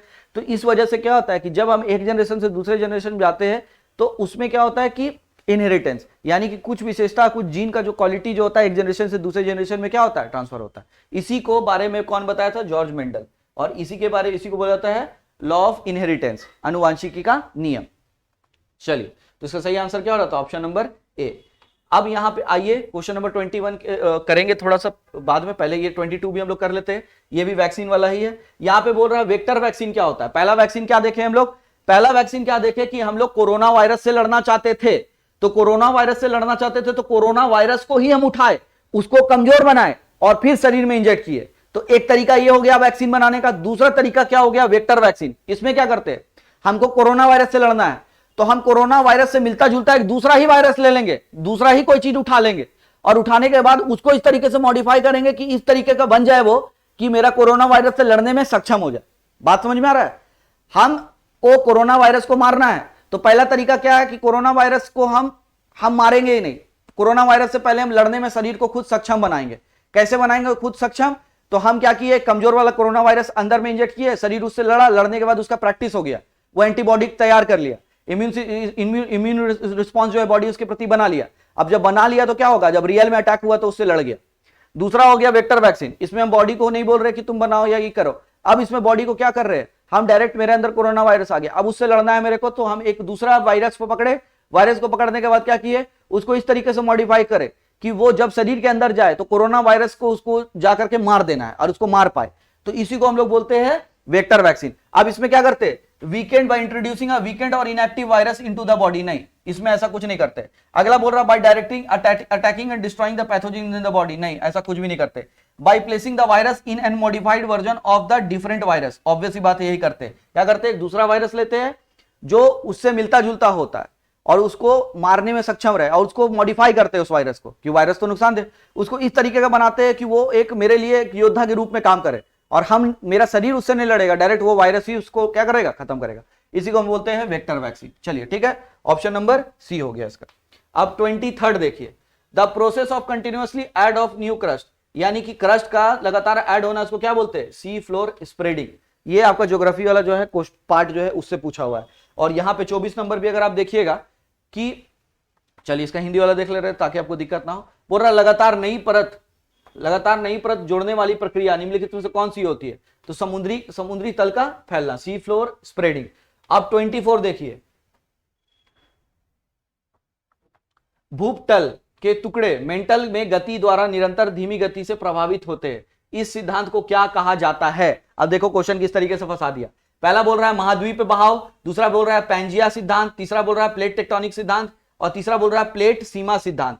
अब इसमें अगर आप देखिएगा तो महाद्वीप बहाव सिद्धांत यानी continental drift theory, continental drift theory हमको ये तो बताया कि मेरा प्लेट टेक्टोनिक जो है वो लगातार जो है वो क्या हो रहा है, प्लेट जो है एक दूसरे से दूर जा रहा है, कुछ प्लेट एक दूसरे के नजदीक आ रहा है, कुछ प्लेट एक दूसरे के ऊपर। क्यों हो रहा है, कैसे हो रहा है, ये जानकारी वो नहीं दे पाया। तो अगर आपसे दोनों में ज्यादा सटीक पूछा जाए कि भूतल के टुकड़े मेंटल में गति द्वारा निरंतर धीमी गति से प्रभावित होते हैं, इसका सिद्धांत किसके द्वारा मतलब ये किस सिद्धांत के द्वारा दिया जाता है, तब प्लेट टेक्टोनिक सिद्धांत, क्योंकि ये सिद्धांत जो है ज्यादा मेच्योर था। ये रीजन भी बताया कि आखिर ये प्लेट टेक्टोनिक मूव क्यों कर रहा है, क्योंकि इसमें क्या हो रहा है कि मेंटल के टुकड़े के ऊपर जो हो रहा है बेसिकली तैर रहा है। तो अगर आपसे ज्यादा मैच्योर डेफिनेशन पूछे कि ज्यादा सटीक तरीके से कौन बता पाया कि किस तरीके से जो है ये आगे बढ़ रहा है, किस तरीके से ये पीछे आ रहा है, किस तरीके से दाहिना बायां जा रहा है, किस तरीके से वो मूव कर रहा है प्लेट्स, तो इसके बारे में ज्यादा सटीक तरीके से प्लेट टेक्टोनिक सिद्धांत बताता है। और महाद्वीप बहाव सिद्धांत जो है वो initial phase of plate tectonic था, वो खाली इतना बताया कि प्लेट्स होता है और वो मूव करता है, क्यों करता है वो नहीं बता पाया, ठीक है ना, क्यों करता है वो नहीं बता पाया। लेकिन इसके बारे में ज्यादा सही जानकारी कौन दिया, option number 3 plate tectonic theory. तो कॉन्टिनेंटल ड्रिफ्ट थ्योरी को ही जब हम और आगे जल करके पढ़े और ज्यादा विस्तृत तरीके से पढ़ने के बाद और ज्यादा एक्यूरेट कर पाए, तब उसको हम बोले प्लेट टेक्टोनिक थ्योरी। तो ऑप्शन के हिसाब से ज्यादा बेटर आंसर कौन सा होगा, सी। अगर ये नहीं रहता तब आप इसको भी टिक कर सकते थे, ऑप्शन नंबर ए को भी। अब यहां पे देखिए 21 को हम लोग पढ़ने के लिए थोड़ा सा पीछे की ओर जाते। अब अगर यहां पे आप देखिएगा ये क्वेश्चन में क्या बोल रहा है कि पढ़िए, बोल रहा है अलग अलग द्रव्यमान की दो वस्तुएं चंद्रमा की सतह पर स्वतंत्र रूप से गिरने पर क्या होगा। अब देखिएगा दो अलग अलग द्रव्यमान की वस्तु है, ये चंद्रमा का सतह है, ये वस्तु है ए और ये वस्तु है मेरा बी। इसका द्रव्यमान मान लीजिए अलग है 5 kg, इसका द्रव्यमान है 10 kg, ठीक है, इसका द्रव्यमान 5 kg, इसका द्रव्यमान 10 kg। इसको ऊपर से नीचे की ओर गिराया गया, इसको भी ऊपर से नीचे की ओर गिराया गया। अब क्या होगा देखिएगा ध्यान से, जब ये ऊपर से नीचे की ओर गिरा 5 kg, ये ऊपर से नीचे की ओर गिरा ये 10 kg। अब यहां पे पूछ रहा है कि पहले कौन गिरेगा बाद में कौन गिरेगा, पहले एक एक करके हम लोग डिस्कस करते हैं। चंद्रमा पे क्या गुरुत्वाकर्षण बल होता है कि नहीं होता है, तो चंद्रमा पे गुरुत्वाकर्षण बिल्कुल होता है, लेकिन पृथ्वी की तुलना में 6 गुना कम होता है, इसीलिए वहां पे गुरुत्वाकर्षण बल क्या है, कमजोर है। लेकिन चांद में अगर कोई है तो क्या वो हवा में उड़ता रहता है, नहीं, वो चंद्रमा के सतह पे जब होता है तो उस पर गुरुत्वाकर्षण बल काम करता है और गुरुत्वाकर्षण बल पृथ्वी की तुलना में बहुत कमजोर होता है, G/6 होता है। इसीलिए जब कोई चांद में जाता है तो चांद में जाने पे हाइट भी क्या हो जाता है, बढ़ जाता है, क्योंकि गुरुत्वाकर्षण बल के कारण क्या होता है, कोई भी चीज को खींच करके रखता है पृथ्वी। तो पृथ्वी में गुरुत्वाकर्षण बल की तुलना में चांद का गुरुत्वाकर्षण बल 6 गुना कम है। तो ऑब्वियस सी बात है कि इस पे दोनों पे क्या होगा, गुरुत्वाकर्षण बल तो लगेगा, और गुरुत्वाकर्षण बल लगेगा तो गुरुत्वाकर्षण बल के कारण त्वरण भी उत्पन्न होगा, जिसको हम लोग जी से दर्शाते हैं। और पृथ्वी में जी कितना होता है, 9.8 मीटर पर सेकंड स्क्वायर, तो चंद्रमा पे कितना होगा, 9.8 डिवाइडेड बाय 6 मीटर पर सेकंड स्क्वायर। क्योंकि गुरुत्वाकर्षण बल कम है तो गुरुत्वाकर्षण बल के कारण त्वरण भी क्या होगा, मेरा कम होगा। गुरुत्वाकर्षण बल कम है तो गुरुत्वाकर्षण बल के कारण भी क्या होगा, मेरा त्वरण कम होगा। अब अगर यहाँ पे देख रहे होंगे, पहला है ए और दूसरा है यहाँ पे बी। ए में क्या है, द्रव्यमान 5 है और बी में द्रव्यमान मेरा 10 है। अब यहाँ पे सवाल ये हो रहा है कि पहले कौन गिरेगा। तो अगर आप ध्यान से देखेंगे इसको, तो 5 kg और 10 kg में एक चीज आपको देखने को मिलेगा कि दोनों एक ही ऊंचाई पे रखा हुआ है, दोनों एक ही ऊंचाई पे रखा हुआ है। तो दोनों एक ही ऊंचाई पे रखा रहेगा तो ऑब्वियस सी बात है दोनों चंद्रमा के सतह पे दोनों पे क्या करेगा, गुरुत्वाकर्षण बल के कारण जो त्वरण जो होगा वो समान रूप से काम कर रहा होगा। दोनों किस तरीके से काम कर रहा होगा, समान रूप से काम कर रहा होगा, पहला। दूसरा, अगर आपसे बोलेगा कि दोनों में से दोनों में से अगर आप लीजिएगा और दोनों में देखिएगा तो दोनों में से सबसे ज्यादा त्वरण किस पे काम कर रहा होगा? तो गुरुत्वाकर्षण बल अगर दोनों में बराबर है तो त्वरण भी दोनों में क्या होगा? बराबर होगा। गुरुत्वाकर्षण बल बराबर है तो त्वरण भी दोनों में क्या होगा? बराबर होगा। तो यानी त्वरण भी दोनों में बराबर हो गया। अब बात होता है कि ये पहले गिरेगा कि ये पहले गिरेगा, तो दोनों को याद रखना, दोनों क्या होगा? दोनों साथ में गिरेगा। द्रव्यमान से कोई लेना देना नहीं होता। क्यों? क्योंकि चंद्रमा के सतह में निर्वात होता है, चंद्रमा में कोई भी वायुमंडल नहीं है, तो ऐसा नहीं होगा कभी भी कि ए और बी गिर रहा होगा तो हवा इसको रोकने का, गति कम करने का कोशिश कर रहा होगा, वो पूरा फ्री फॉल गिरेगा, यानी अपने आप से गिरता रहेगा गिरता रहेगा गिरता रहेगा, जब तक गिरेगा जब तक ये टकरा ना जाए। क्लियर है? तो यहां पे अब आपसे पूछ रहा है एक एक करके कि दोनों का अलग अलग त्वरण होगा क्या? अभी हम लोग देखे क्या कि अगर एक ऊंचाई पे तो त्वरण क्या होगा? दोनों का बराबर होगा। चंद्रमा के सतह पे दोनों पे त्वरण क्या लगेगा? बराबर लगेगा। तो ये कथन क्या है? गलत है। अगला बोल रहा है उनके जड़त्व में परिवर्तन होगा। जड़त्व क्या होता है? लॉ ऑफ इनर्शिया क्या कहता है कि अगर कोई चीज गति में है तो वो गति में रहना चाहेगा, कोई चीज अगर रुका हुआ है तो वो रुका हुआ रहना चाहेगा। मान लो अगर हम दौड़ रहे हैं, दौड़ते दौड़ते अचानक से अगर हम रुकने की कोशिश करते हैं तो रुक पाते हैं? नहीं, थोड़ा सा हमको आगे चलना पड़ता है फिर रोकते हैं। क्यों होता है? ध्यान से रखिए। बस जब चल रहा होता है तो बस जब चल रहा होता है तो चलते चलते जैसे ही बस जो है ब्रेक लगाया तो हम थोड़ा सा आगे की ओर जाते हैं। क्यों? क्योंकि जब बस चल रहा होता है तो हम आगे की ओर गति कर रहे होते हैं। और जड़त्व का नियम यह कहता है कि कभी कोई चीज अगर आगे की ओर गति कर रहा है तो कंटिन्यूअसली आगे की ओर गति करना चाहेगा, वो रुकना नहीं चाहेगा। तो उसको क्या होता है कि जब ब्रेक भी लगा देते तो बस तो रुक गया लेकिन मेरा शरीर आगे की ओर जाता है, क्योंकि गति में था तो गति को कंटिन्यू रखने के लिए आगे की ओर गया। लेकिन अगर बैठे हुए हैं, अचानक से बस स्टार्ट होता है, जब चलता है तो हम क्या होता है? थोड़ा सा पीछे जाते हैं, क्योंकि पहले जब हम रुके हुए थे तो क्या हुआ था? मेरे पे जड़त्व का नियम कौन वाला लग रहा था कि कोई भी चीज रुका हुआ है तो रुका हुआ रहना चाहेगा, वो चलना नहीं चाहेगा। और जैसी बस चला तो हम थोड़ा सा पीछे क्यों गए? क्योंकि जड़त्व का नियम ये कहता है कि जो चीज रुका हुआ रहता है वो रुका हुआ रहना चाहेगा। तो बस आगे गया तो हम आगे के बजाय पीछे जाएंगे ताकि हम रुके रहे। समझ में आ रहा है? तो इसी का नियम क्या ये परिवर्तित होता रहेगा? ऑब्वियस सी बात है। पहले क्या था?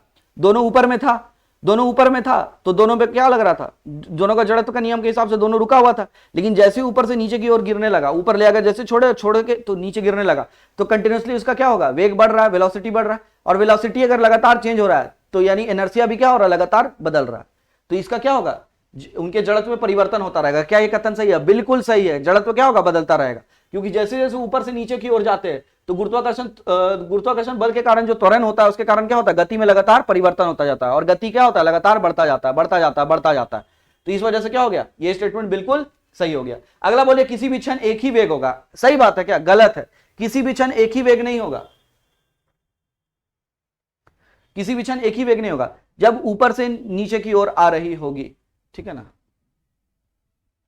जब ऊपर से नीचे की ओर आ रही होगी तो देखिए ऊपर से नीचे की ओर आ रही है, कहां गया पीछे, ऊपर से नीचे की ओर दोनों आ रहा है, देखना ध्यान से। इस पॉइंट पे देखो, इस पॉइंट पे देखो, यहां पे इनका वेग अलग होगा, मतलब दोनों का सेम ही होगा, लेकिन यहां पे वेग कम होगा, फिर यहां पे और आया तो वेग और बढ़ गया, और नीचे आया तो वेग और बढ़ गया। तो लगातार ऊपर से नीचे आने में वेग क्या हो रहा है? बढ़ता जा रहा है। ऊपर से नीचे आने में वेग क्या हो रहा है? बढ़ता जा रहा है। तो वेग क्या होगा? लगातार दोनों का एक समय में सेम नहीं रहेगा। ऊपर से नीचे आने में वेग लगातार बढ़ता जाएगा, क्योंकि क्या हो रहा है? त्वरण काम कर रहा है। तो ये भी आंसर गलत हो गया। समान का परिमाण के बल का अनुभव होगा, यानी कि फोर्स दोनों पे लग रहा है तो दोनों पे फोर्स जो होगा वो बराबर लग रहा होगा।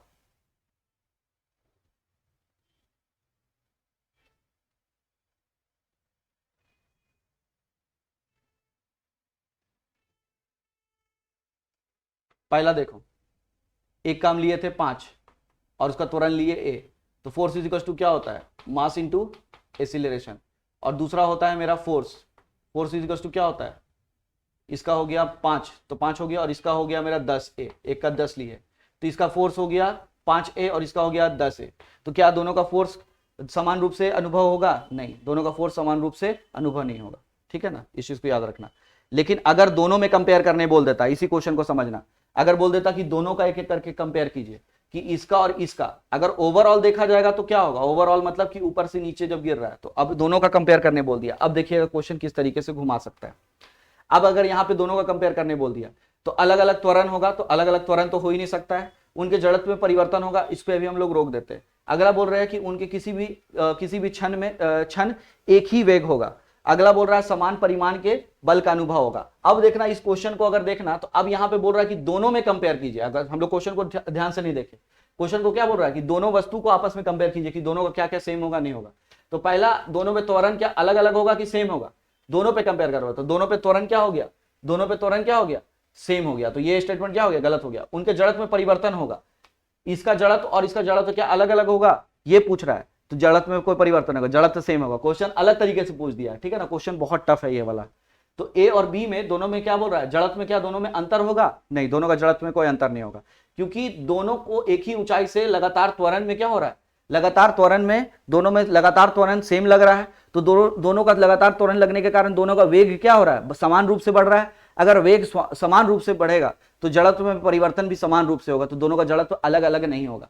तो अब अगर दोनों को कंपेयर करेंगे तो उनके जड़त्व में परिवर्तन होगा, ये गलत बात है। उनके जड़त्व में परिवर्तन, दोनों के कंपैरिजन में जड़त्व परिवर्तन, एक दूसरे के कंपैरिजन में जड़त्व परिवर्तन नहीं होगा। लेकिन अगर इन जनरल अगर हम देखें कि इसका जड़त्व ले और इसका जड़त्व ले, ठीक है ना, इसका जड़त्व ले और इसका जड़त्व ले, तो इसका जड़त्व ऊपर से नीचे की ओर आने में बढ़ता रहेगा, चेंज होता रहेगा। इसका जड़त्व ऊपर से नीचे की ओर आने पे बढ़ता घटता रहेगा, ये चीज होता रहेगा, नीचे से ऊपर जाएगा, ऊपर से नीचे आएगा। तो ये वाला अगर आप देखिएगा तो ये वाला भी क्या हो गया, गलत। अगला बोल रहा है किसी भी एक क्षण पर एक ही वेग होगा, ऑब्वियस ही बात है, दोनों एक साथ गिर रहा है, तो ये भी गिर रहा है और ये भी गिर रहा है। द्रव्यमान भले अलग है लेकिन दोनों क्या होगा, सतह पे एक ही सतह करके क्या होगा, टकराएगा। दोनों एक ही समय में दोनों आकर के सतह में क्या होगा, टकराएगा।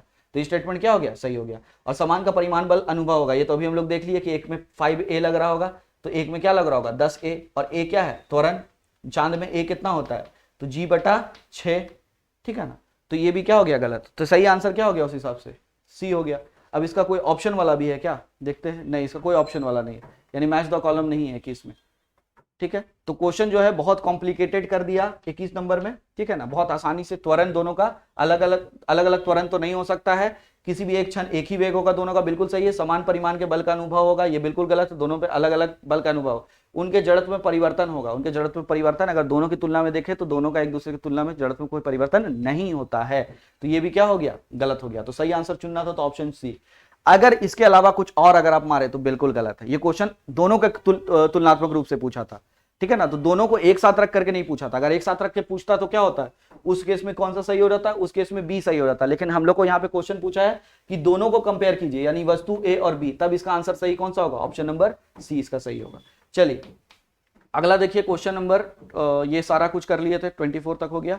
25वां देखिए, mRNA का फुल फॉर्म क्या पूछा है, तो messenger ribo nucleic acid. mRNA का फुल फॉर्म क्या होता है, मैसेंजर राइबो न्यूक्लिक एसिड। चलिए सिंगल लाइनर क्वेश्चन था। अगला देखिए क्वेश्चन नंबर 26, बोल रहा है कि एसी करंट यानी कि प्रतिवर्ती धारा को हम लोग कैसे उत्पन्न कर सकते हैं, तो प्रतिवर्ती धारा को हम लोग डायनामो से उत्पन्न कर सकते हैं, बिल्कुल। अब इससे हम लोग एसी करंट भी उत्पन्न कर सकते हैं और डीसी करंट भी उत्पन्न कर सकते हैं। एसी करंट कब उत्पन्न करते हैं, जब हम लोग क्या इस्तेमाल करते हैं, स्लिप रिंग।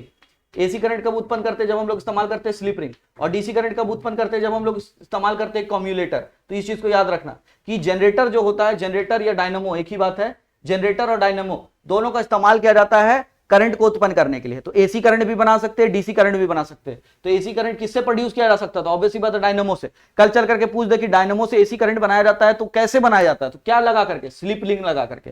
कल पूछ देगा कि डीसी करंट बनाया जा सकता है तो डीसी करंट भी बनाया जा सकता है, तो कैसे बनाया जा सकता है, तो कम्युलेटर लगा करके।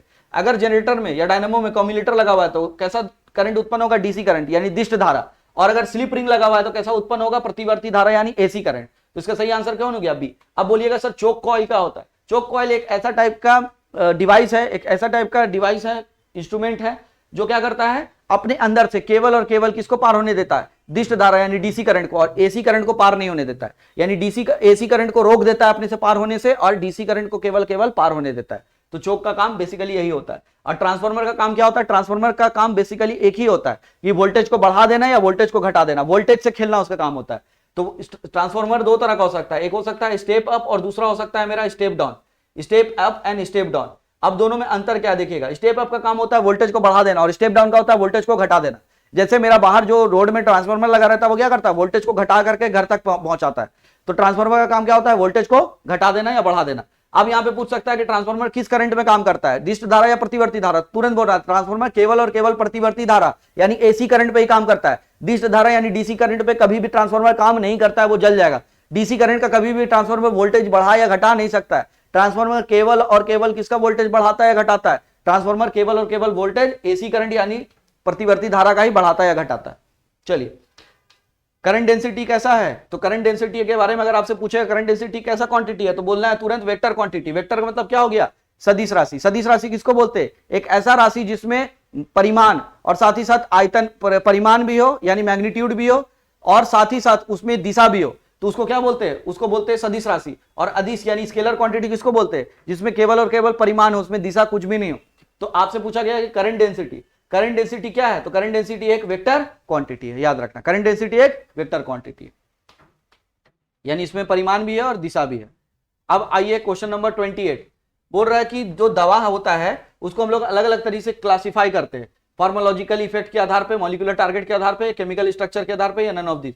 देखिए दवा को जो अलग अलग क्लासिफाई किया जाता है, जैसे एक दवा हो गया मेरा टैक्सोल, ये कैंसर के लिए इस्तेमाल करते हैं। तो अब हमको पता है कि कैंसर किस तरीके से ट्रीट किया जाता है, तो हम लोग टैक्सोल इस्तेमाल करते हैं। टैक्सोल क्यों इस्तेमाल किए? क्योंकि टैक्सोल के अंदर खासियत ये होता है, पहचाने हम लोग कि वो कैंसरस सेल को आइडेंटिफाई करके उसको किल करने का काम करता है। कैंसरस सेल को आइडेंटिफाई करके क्या करने का काम करता है? किल करने का। यानी कि दवा जो हम बनाते हैं, तो दवा असल में बना रहे हैं तो ताकि वो किसी जगह पे जाकर के क्या करे? टारगेट करे, और टारगेट करके उस बीमारी को ठीक कर सके। तो दवा को बनाने का जो बेसिक का पर्पस ये होता है कि किसी पर्टिकुलर जगह पे जाकर क्या करना है? उसको टारगेट करना है। तो फार्माकोलॉजिकल इफेक्ट के आधार पे नहीं, मॉलिक्यूलर टारगेट की किस जगह पे जाकर के वो मॉलिक्यूल जो है, दवा जो मॉलिक्यूल हो जाकर टारगेट करता है, उसके आधार पे दवा को जो है क्लासिफाई करते हैं। तो ये भी सही गलत हो गया और ये भी गलत। सही आंसर क्या हो जाएगा? Molecular target. अब इसका एक बार हिंदी वाला हम लोग वर्जन देख लेते हैं। यहां पे देखिए, अन्वय मेडिकल केमिस्ट्री में दवाओं का वर्गीकरण किस आधार पर सबसे अधिक उपयोगी होगा? किसी भी तरीके से कर सकते हैं, लेकिन सबसे अधिक उपयोगी आणविक लक्षण के हिसाब से, कि कहां पे दवा का असर होता है। मान लो मेरे को, किसी को कैंसर हुआ है ब्रेन में, किसी का कैंसर हुआ है पेट में, जो दवा खा रहा है वो ब्रेन तक पहुंचता ही नहीं है, तो इलाज कहां होगा? तो इसीलिए याद रखना है, दवा का खासियत होना चाहिए कि वो जिस जगह पे बीमारी वहां तक पहुंचता है कि नहीं। तो अगर इस तरीके का दवा अगर हम आणविक लक्षण यानी मॉलिक्यूलर टारगेट के आधार पर दवाओं को वर्गीकृत करें, तो ज्यादा बेटर तरीके से हम दवाओं को वर्गीकृत कर सकते हैं। इस चीज को याद रखना। चलो क्वेश्चन नंबर 29। अब देखना, उत्प्रेरक प्रतिक्रिया को की दर को धीमा करता है। कौन सा उत्प्रेरक? ठीक है ना, उत्प्रेरक बोलते हैं कैटलिस्ट। कैटलिस्ट का काम क्या होता है दोस्त? कैटलिस्ट का काम होता है रिएक्शन को तेज कर देना या धीमा कर देना। कैटलिस्ट का काम क्या होता है? रिएक्शन को तेज कर देना, धीमा कर देना। कैसे करता है? मान लो कोई रिएक्शन, अगर हम H2O को तोड़ करके H2 और O2 बनाना चाह रहे हैं, H2 और O2 बनाना चाह रहे हैं, देखो ध्यान से, H2 और O2 यानी ऑक्सीजन गैस और हाइड्रोजन गैस को अलग अलग कर देना चाह रहे हैं, और इस हाइड्रोजन को वापस हम जला करके ईंधन बनाना चाहते हैं। तो वाटर से जब इसको हम तोड़ते हैं तो तोड़ने में बहुत ज्यादा ऊर्जा खर्चा होता है, इसीलिए हम इसका इस्तेमाल नहीं कर पाते। तो हम जब भी एक कैटलिस्ट का इस्तेमाल करेंगे तो ये जो प्रोसेस जो बहुत ज्यादा ऊर्जा लग रहा है वो कम ही ऊर्जा में हो जाएगा। तो उत्प्रेरक का काम क्या होता है? उत्प्रेरक का काम होता है कि जो रिएक्शन बहुत ज्यादा ऊर्जा खर्च करने के बाद होने वाला था, उसको कम ही ऊर्जा में क्या कर देना? संभव कर देना। तो उत्प्रेरक जो हो जाता है वो दो तरीके से हम ले सकते हैं, एक ले सकते हैं पॉजिटिव और दूसरा ले सकते हैं नेगेटिव। इस चीज को याद रखना। तो जो पॉजिटिव उत्प्रेरक होता है वो क्या करता है? रासायनिक प्रक्रिया की गति को यानी रेट ऑफ रिएक्शन को बढ़ा देता है, और जो मेरा नेगेटिव उत्प्रेरक होता है वो रासायनिक प्रक्रिया नहीं, रेट ऑफ रिएक्शन को क्या कर देता है? घटा देता है। इस चीज को अपने को याद रखना है। अब यहां पे पूछ रहा है कि एक ऐसा उत्प्रेरक के बारे में बताइए जो रेट ऑफ रिएक्शन को घटाता है। अब यहां पे देखिए, पहला उत्प्रेरक वर्धक। उत्प्रेरक वर्धक क्या होता है? यहां पे अगर आप देखिएगा, प्रोमोटर है, यहां पे इंग्लिश वाला देखिए,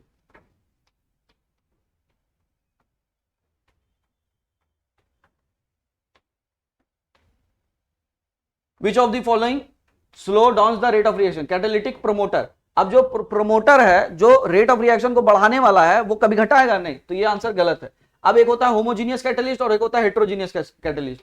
फॉर एग्जांपल जैसे हम H2O लिए, और H2O को तोड़ने के लिए, H2 और O2 में तोड़ने के लिए हम क्या किए? हम इस्तेमाल किए, मान लीजिए एक कैटलिस्ट, मान लीजिए प्लेडियम का इस्तेमाल किए, PD का, प्लेडियम का इस्तेमाल किए, ये कैटलिस्ट का इस्तेमाल किए। अब देखिएगा, या वेनिडियम का, कोई भी एक कैटलिस्ट का इस्तेमाल किए, तो ये कैसा है? ये द्रव है, यानी लिक्विड फॉर्म में है, जिसमें रासायनिक प्रक्रिया हो रहा है। और जो कैटलिस्ट इस्तेमाल किए वो कैसा है? मेरा सॉलिड है, यानी ठोस है। तो इसके क्या पता चला कि दोनों का अलग अलग फेज है, एक मेरा द्रव के रूप में है तो दूसरा मेरा ठोस के रूप में है। तो अगर कभी भी जो उत्प्रेरक का इस्तेमाल कर रहे उसका फेस और जो रासायनिक प्रक्रिया कर रहा है उसका फेस अगर अलग अलग होता है, तो वैसा कैटलिस्ट को क्या बोलते हैं? Heterogeneous catalyst. और जब दोनों का फेस सेम होता है तब उसको क्या बोलते हैं? Homogeneous catalyst. फॉर एग्जांपल कि अगर हम मान लो कोई रासायनिक प्रक्रिया करना चाह रहे हैं ठोस का, और उसमें जो कैटलिस्ट का इस्तेमाल कर रहे हैं वो भी ठोस है, तो कैटलिस्ट भी ठोस है और रासायनिक प्रक्रिया करने वाला जो केमिकल है उसका वो भी ठोस में है, तो दोनों का फेस क्या हो गया, फेस दोनों का सेम हो गया, यानी दोनों ठोस ठोस वाला हो गया। तो उस केस में उसको क्या बोलेंगे, उसको बोलते हैं होमोजीनियस। तो आपको याद रखना है कि रेट ऑफ रिएक्शन को घटाने का काम कौन सा करता है, होमोजीनियस कैटलिस्ट। और ये वाला क्वेश्चन अगर आप देखिएगा तो ये 11th एंड 12th का एनसीईआरटी का एप्लीकेशन पार्ट वाला पोर्शन से है। केमिस्ट्री का क्वेश्चन पूछ दिया है इसमें, कैटलिस्ट को डिटेल में, इतना डिटेल में जाकर के पूछ रहा है। तो अब पता चल रहा है कि क्वेश्चन जो है इस तरीके से नहीं चलेगा काम। एनसीईआरटी बिना पढ़े काम नहीं बनेगा। एनसीईआरटी आपको 6 to 10 पढ़ना ही पड़ेगा, लूसेंट से काम आपका नहीं चलेगा, प्रीवियस ईयर क्वेश्चन देखना पड़ेगा, काम नहीं चलेगा, करंट अफेयर आपको देखना पड़ेगा कंटिन्यूअसली, इसके बिना आपका काम नहीं चलेगा। तीसरा, एनसीईआरटी के अलावा फिर आप क्या कर सकते हैं, आपको प्रैक्टिस सेट लगाना पड़ेगा, बहुत सारा क्वेश्चन को जो है प्रैक्टिस करना पड़ेगा, ये आपको करना ही पड़ेगा, इसके अलावा नहीं। और अब हम लोग को 11th और 12th का एप्लीकेशन वाला पार्ट जो सिलेक्टेड पढ़ना पड़ेगा, क्योंकि यहां से भी क्वेश्चन जो है अब पूछा जा रहा है। और ये सारा एग्जाम्स में जो है ट्रेंड देखने को मिल रहा है, क्योंकि क्वेश्चन जो है इतना ज्यादा पूछ लिया गया है कि क्वेश्चन का भी एक सीमा है, तो नया क्वेश्चन को जो है ढूंढा जा रहा है। तो ये क्वेश्चंस जो है 9 से 6 से लेकर के 10 तक पूरा बुक से ऑलमोस्ट सारा क्वेश्चंस निकाला ही जा चुका है। तो अब क्वेश्चन का लेवल बढ़ाने के लिए क्या कर रहे हैं लोग, 11th और 12th का थोड़ा सा इन डेप्थ जाकर के एप्लीकेशन वाला पार्ट पूछ रहा है। तो इससे अब पता चल रहा है कि अब ऐसे काम नहीं चलेगा, अब आपको एनसीईआरटी पढ़ना ही पड़ेगा। लूसेंट मेरा सफिशियंट नहीं रहा, लूसेंट वन लाइनर से पढ़ने से मेरा एग्जाम नहीं निकलेगा। इस साइंस में अगर आप लूसेंट पढ़ करके जाएंगे तो हमको नहीं लगता है कि आपका 3 से 4 क्वेश्चन से ज्यादा सही हो सकता था, वो भी एक ही क्वेश्चन में। देखिए कितना सारा चीज जो है मिला मिला करके पूछ रहा है, मतलब ऐसा नहीं कि एक लाइन में आप आंसर पर। अब ये सब के बारे में आपको पता होना चाहिए, तभी आप चुन सकते हैं कि एसी करंट को कौन प्रोड्यूस कर सकता है। करंट डेंसिटी के बारे में अगर यहां से पूछा गया है तो करंट डेंसिटी के बारे में चलिए, ये तो आप आराम से पता कर सकते हैं, लूसेंट में भी ये चीज दिया हुआ है। लेकिन ऐसा 1 2 3 क्वेश्चन को छोड़ करके बाकी क्वेश्चन को अगर आप देखिएगा तो बिना दिमाग लगाए आप इसको सॉल्व नहीं कर पाइएगा। तो यही चीज यहां से पूछ रहा है। आणविक लक्ष्य और यहां पे समांगी उत्प्रेरक और विषमांगी, इसी को बोल दिए हेट्रोजीनियस, और ये हो गया होमोजीनियस। तो रासायनिक प्रक्रिया को धीमा करने का इन जनरल काम कौन करता है, होमोजीनियस मिक्सचर। और ये आपका प्रीवियस ईयर का क्वेश्चन है, लेकिन ये नॉर्मल प्रीवियस ईयर का नहीं, ये इंजीनियरिंग में पूछे जाने वाला क्वेश्चन का प्रीवियस ईयर का क्वेश्चन है। कोई कॉम्पिटिटिव एग्जाम जो है उसमें पूछा गया था, इंजीनियरिंग वाले एग्जाम में उसका क्वेश्चन उठा करके इसमें डाल दिया गया, ठीक है ना। तो इस तरीके से आप देखिए कि कुछ क्वेश्चन जो है इस तरीके से परेशान करता है, जबकि हम लोग ये सारा क्वेश्चन जो है क्लासेस में किए हैं। तो अगर आप बीपीएससी के क्लासेस के लिए अब आप इंटरेस्टेड है तो आपको थोड़ा सा डिटेल में पढ़ना पड़ेगा। अगला बोल रहा आघात और निर्घात, यानी इनपुट आउटपुट तंत्रिकाएं कहां पर मिलती है, यानी नर्व की इनपुट और आउटपुट तंत्रिकाएं कहां पर आकर मिलती है। हम सबको पता है कहां पर मिलती है, केंद्र तंत्रिका तंत्र पे, यानी सेंट्रल नर्वस सिस्टम पे, सेंट्रल नर्वस सिस्टम पे। तो सेंट्रल नर्वस सिस्टम में ये आकर के क्या होती है, 2 तरह का नर्वस सिस्टम होता है, एक होता है सेंट्रल नर्वस सिस्टम, दूसरा होता है पेरिफेरल नर्वस सिस्टम। तो सेंट्रल नर्वस सिस्टम में सारा नर्व आकर के मिलता है, और सेंट्रल नर्वस सिस्टम का हिस्सा कौन है, ब्रेन एंड स्पाइनल कॉर्ड। इस चीज के बारे में हम लोग को पता होना चाहिए। और रिफ्लेक्सेस वगैरह जो काम करता है वो पेरिफेरल नर्वस सिस्टम पे काम करता है। तो ये तो आपका एकदम सिंपल सा क्वेश्चन था, ठीक है ना, ये एकदम साधारण सा क्वेश्चन था। ये प्रीवियस ईयर का क्वेश्चन है अगेन। तो अगर आप कोई भी प्रैक्टिस सेट प्रीवियस ईयर का क्वेश्चन अगर बना रहे होंगे तो इसमें आप इसको बनाए होंगे। तो अब हमारा स्ट्रैटेजी क्या होगा, क्वेश्चन आप देखे होंगे, क्वेश्चन जो है टफ या इजी इसको तो हम नहीं बोलेंगे, लेकिन हाँ क्वेश्चन जो है जनरल ट्रेंड से हट करके था। और इस तरीके का क्वेश्चन अब हम लोग कोई भी एग्जाम अगर हो रहा है, सीजीएल हो रहा है, एसएससी सीजीएल हो रहा है, बिहार सीजीएल हो रहा है, या एसएससी सीजीएल हो रहा है, जेएसएससी सीजीएल हो रहा है, कोई भी एग्जाम्स हो रहा है, अभी दरोगा का आएगा, हर में इस तरीके का क्वेश्चन जो है उटपटांग क्वेश्चन पूछने का जो है ट्रेंड अब देखा जाएगा। क्योंकि कंपटीशन लेवल अगर बढ़ेगा तो कंपटीशन को कम करने के लिए ये चीज किया जाएगा, ठीक है। चलिए तो हम लोग फिर मिलते हैं अब नेक्स्ट क्लास में, ठीक है ना। चलिए, थैंक यू।